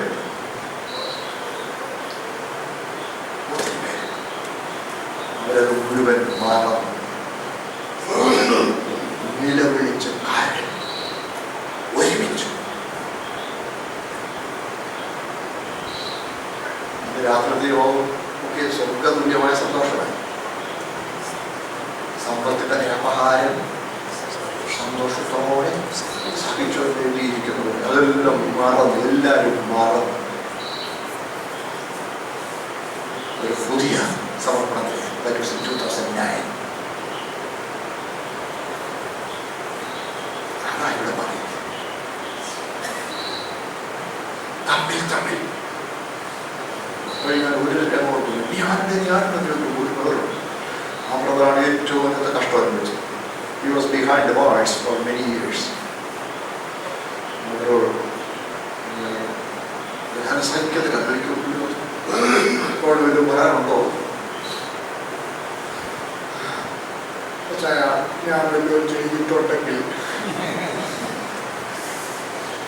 ദൈവത്തിന് ഞാൻ എനിക്കൊരു വലിയൊരു അതോറിറ്റി വന്ന് മനസ്സിലാക്കും. ഞാൻ അങ്ങനെ ഉഴപ്പിയ വാക്കുകൾ വരണം നേരിടുന്ന ചെയ്തിട്ടുണ്ടെന്ന് ബോധ്യമുണ്ടെങ്കിൽ മിണ്ടിയാൽ മതി,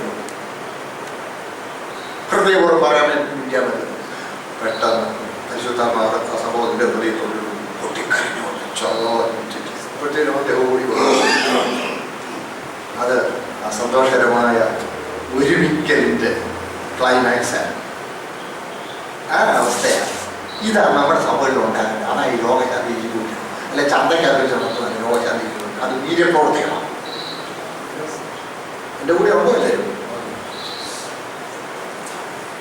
രോഗശാന്തി വരം യേശുക്രിസ്തു. ഞാൻ പറഞ്ഞത് നിലയിൽ യേശുക്രിസ്തുവിനെ അടിപ്പിടലിനാൽ നമുക്ക് സൗഖ്യം വന്നിരിക്കുന്നു. അത് രക്ഷാ ശുശ്രൂഷ, രക്ഷന്റെ ശുശ്രൂഷയുമായി ബന്ധപ്പെട്ട കാര്യമാണ്. രോഗശാന്തി ശുശ്രൂഷയല്ല. കൂടുതൽ പിന്നെ വ്യക്തമാക്കാം. അവരും സമയമായി പോകുന്നതുകൊണ്ട് അത് പറഞ്ഞു തുടങ്ങിയാൽ തീരത്തില്ല. ഒത്തിരി സമയം കൂടി പോകും. പറയാം, ഈ യേശുക്രിസ്തുവിനെ അടിപ്പിടരാനും കാൽവരി യാഗത്താലും നമുക്ക് ലഭിച്ചിരിക്കുന്നത് കേവലം രോഗസൗഖ്യമല്ല, ശരീരത്തിന്റെ വീണ്ടെടുപ്പാണ്. ശരീരത്തിന്റെ വീണ്ടെടുപ്പായ പുത്രത്വമാണ്. എന്റെ കൂടെ ഉണ്ടായില്ലേ? രക്ഷയ്ക്ക് 3 ഘട്ടമുണ്ട്. പാപത്തിന്റെ ശിക്ഷയിൽ നിന്നുള്ള വിടുതൽ, അത് ആത്മാവിന്റെ വീണ്ടെടുപ്പാണ്. 2 ദേഹിയുടെ വീണ്ടെടുപ്പാണ്, അത് വിശുദ്ധീകരണം. 3 തേജസ്കരണം, അഥവാ ശരീരത്തിന്റെ. യേശുക്രിസ്തുവിന്റെ കാൽവരിയുടെ സാധ്യത ശരീരത്തിന് വീണ്ടെടുപ്പായ പുത്രത്വം എന്ന രക്ഷാപൂർത്തി പ്രാപിക്കണം. ശ്രദ്ധിക്കണേ, ഇന്ന് നമ്മൾ അനുഭവിക്കുന്ന രോഗശാന്തി എന്ന് പറയുന്നത് പരിശുദ്ധാത്മാവിനാൽ നാം അനുഭവിക്കുന്ന കൃപാവരത്തിന്റെ ശുശ്രൂഷയാണ്. അത് പരിശുദ്ധാത്മാവ് തിരുഹിതപ്രകാരം സൗഖ്യമാക്കുകയോ സൗഖ്യമാക്കാതിരിക്കുകയോ ചെയ്യും.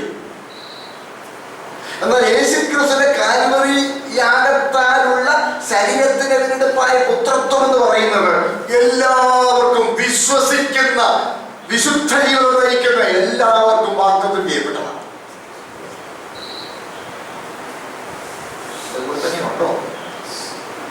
ഇച്ചിരി നമ്മളതുകൊണ്ട് ശരീരത്തിന് വീണ്ടെടുപ്പായ പുത്രത്വം എന്നുള്ളതാണ് പത്രോസിന്റെ 1 ലേഖനം 2-24 വാക്യത്തിൽ പറയുന്ന അവന്റെ അടിപ്പിടലുകളാൽ നമുക്ക് സൗഖ്യം. അവിടെ സൗഖ്യം എന്ന് ഉപയോഗിച്ചിരിക്കുന്ന ഗ്രീക്ക് പദം പൂർണ്ണസുഖം. പൂർണ്ണസുഖം എന്നൊക്കെ പറഞ്ഞാൽ ഇത്രയും പറഞ്ഞു പോയി. അത് ഇത്തിരി ദീർഘിപ്പിക്കല. മെയിൻ കാര്യം മാത്രം പറയാം.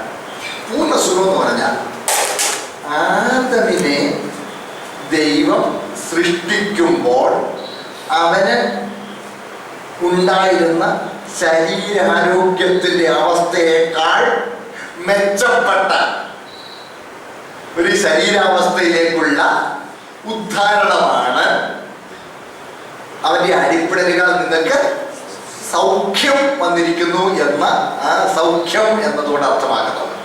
ഒന്നുകൂടെ വ്യക്തമാക്കാം. ഇന്നിപ്പോൾ സുഖം എന്ന് പറയുന്നത് പാരമീറ്റേഴ്സ് പോലും നമുക്കില്ല. ഉദാഹരണം,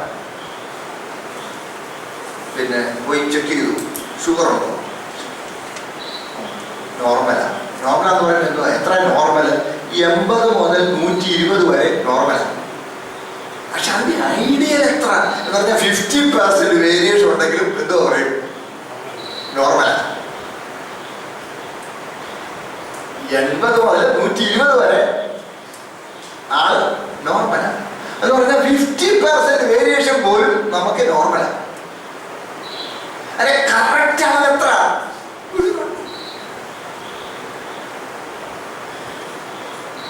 നല്ല ആരോഗ്യമുള്ള ഒരു പുരുഷന്റെ നീളം എത്ര? കറക്റ്റ് ഐഡിയൽ ഹൈറ്റ് എത്ര?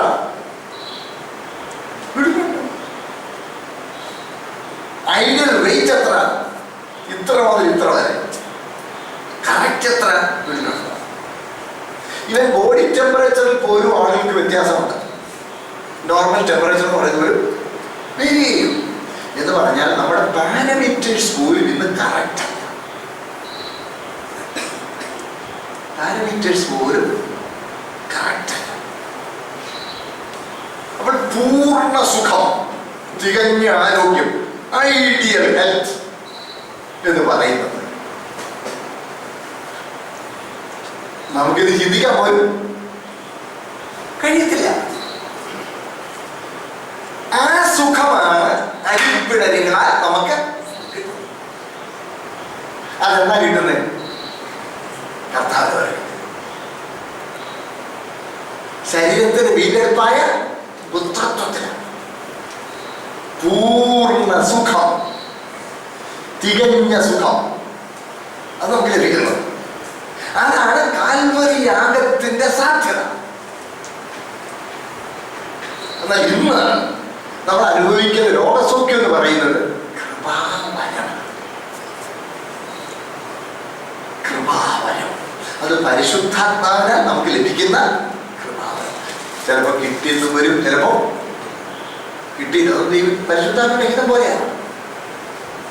അതുകൊണ്ടല്ലേ പൗലോസ്ലീഹ ത്രോഫിമോസിനെ മിലേത്തിൽ രോഗിയായി വിട്ടിച്ചു.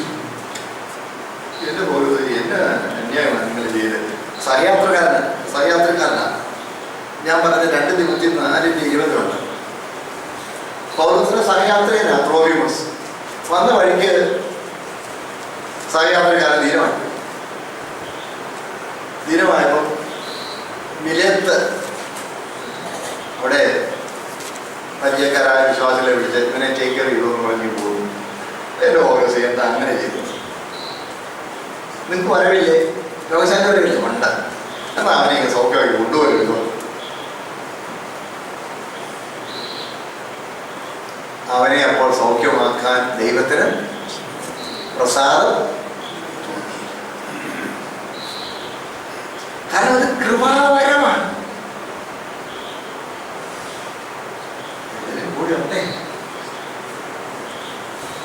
അത് വരപ്രാപ്തന്റെ ഇഷ്ടാനിഷ്ടങ്ങൾ അനുസരിച്ച് നടപ്പാക്കാനുള്ളതല്ല. പരിശുദ്ധാത്മാവിന്റെ തിരിഹിത പ്രകാരം മാത്രമേ നമുക്കത് അനുഭവിക്കാൻ. അതാണ് ത്രോഫിമോസിനെ മിലേത്തിൽ രോഗിയായി വിട്ടിച്ചു. പൗലോസ് താൻ തന്നെ ശരീരത്തിൽ ഒരു മുള്ളു വഹിക്കുന്നവര്, ജഡത്തിലൊരു ശൂലം, ശാരീരിക ബലഹീനതയായിരിക്കും. അതുകൊണ്ട് സഹോദരങ്ങളെ, ഇപ്പം വന്നിട്ട് നമ്മളുടെ ഒരു ചിന്തയുണ്ട്. പരിശുദ്ധാത്മാവും രോഗാത്മാവും കൂടെ ഒരിടം തിരിക്കുമോ? ശരിക്കും രക്ഷിക്കപ്പെട്ടാണ് അവന്റെ ദീനം കാണുന്നത്. അയ്യോ, അതെന്താ പരിശുദ്ധാത്മാവിനെ വസിക്കുന്നു. പിന്നെ അങ്ങനെ ഡയബറ്റീസിന്റെ ആത്മാവ് ഇരിക്കുന്നത്? ഇങ്ങനെയൊക്കെ ചോദിക്കുന്നുണ്ട്. ഡയബറ്റീസ് ആത്മാവല്ല, പാൻക്രിയാസ് ഫങ്ഷനിങ് ശകലം സ്ലോ ഡൗൺ ആയിപ്പോയി, അത്രേ ഉള്ളൂ.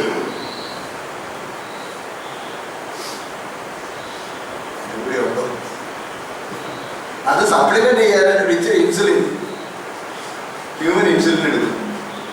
അത് പരിശുദ്ധാത്മാവിന് ഒരു കുഴപ്പമില്ല. രോഗിയാകുന്നത് അവന്റെ ആത്മീയ ജീവിതത്തിന്റെ തകരാറ് കൊണ്ടാണെന്ന് വ്യാഖ്യാനിക്കരുത്. ഇവിടുത്തെ തിരക്കായിട്ട് പറയുമ്പോൾ അതിന് പരിമിതി ഉണ്ടെന്ന് എനിക്കറിയാം. അപ്പോൾ ഇത് വരമാണ്. അപ്പോൾ ആത്മവരങ്ങളെ കുറിച്ച് നമ്മുടെ ഉൾക്കാഴ്ച വരപ്രാപ്തന്റെ സിദ്ധിയല്ല, പരിശുദ്ധാത്മാവിന്റെ തിരിഹിതം പറയാം. അതാണ് ചിലർക്ക് വരമുണ്ട്. ദൈവത്തിന്റെ ഹിതമാണെങ്കിൽ സൗഖ്യമാക്കും. സ്തോത്രം. മറ്റേ നേരം പോയത് ഞാൻ ഉപസംഹരിക്കുകയാണ്. സഹോദരങ്ങളെ, എനിക്ക് ഏറ്റവും ബേസിക്കായിട്ടുള്ള കാര്യം ശരിക്കും ഈ വിശ്വസിക്കുന്നു, ദൈവത്തെ വിശ്വസിക്കുന്നുള്ളതാണ് എൻ്റെ പ്രശ്നം. ഞാനെപ്പോഴും അതുപോലെ ദൈവത്തെ വിശ്വസിക്കുന്നു. ദൈവത്തെ വിശ്വസിക്കാതെ കൊച്ചുകാരിയൊന്നും. ദൈവത്തെ സ്നേഹിക്കുന്നതിന്റെ ഫലമായിട്ടാണ് വിശ്വാസം. എന്നെ സ്നേഹിക്കുന്നതിന്റെ ദൈവം ജീവൻ തന്ന് എന്നെ സ്നേഹിച്ചു. എന്നെ ഈ സമയം വരെ അത്ഭുതകരമായി കൊണ്ടുപോകും. എന്നെ ഇത്രയും സ്നേഹിക്കുന്നത് ദൈവം നമ്മളിൽ നിന്ന് ആഗ്രഹിക്കും. നമ്മളവനെ സ്നേഹിക്കണം. ദൈവം നമ്മളിൽ നിന്ന് ആഗ്രഹിക്കും നമ്മളവനെ സ്നേഹിക്കണം. നമ്മളവനെ സ്നേഹിക്കും. ആ സ്നേഹത്തിന്റെ ഫലമാണ് വിശ്വാസം. അതുകൊണ്ട് എനിക്ക് ഒരു ദോഷവും ഒരിക്കലും ചെയ്യില്ല. എത്ര കൈപ്പുള്ളതാണെങ്കിലും അതൊക്കെ നന്മയ്ക്കാം. കർത്താവിന്റെ നന്മയെ കുറിച്ചുള്ള ബോധ്യം, അതനുസരിച്ചുള്ള സമർപ്പണവും ജീവിതവുമാണ് വിശ്വാസം. അതിനെ ദൈവം നമ്മെ സഹായിക്കട്ടെ. ലോകശാമരങ്ങൾക്ക് വേണ്ടി നമുക്ക് ആഗ്രഹിക്കാം. ദൈവം നൽകട്ടെ. ദൈവം നമ്മെ അനുഗ്രഹിക്കട്ടെ.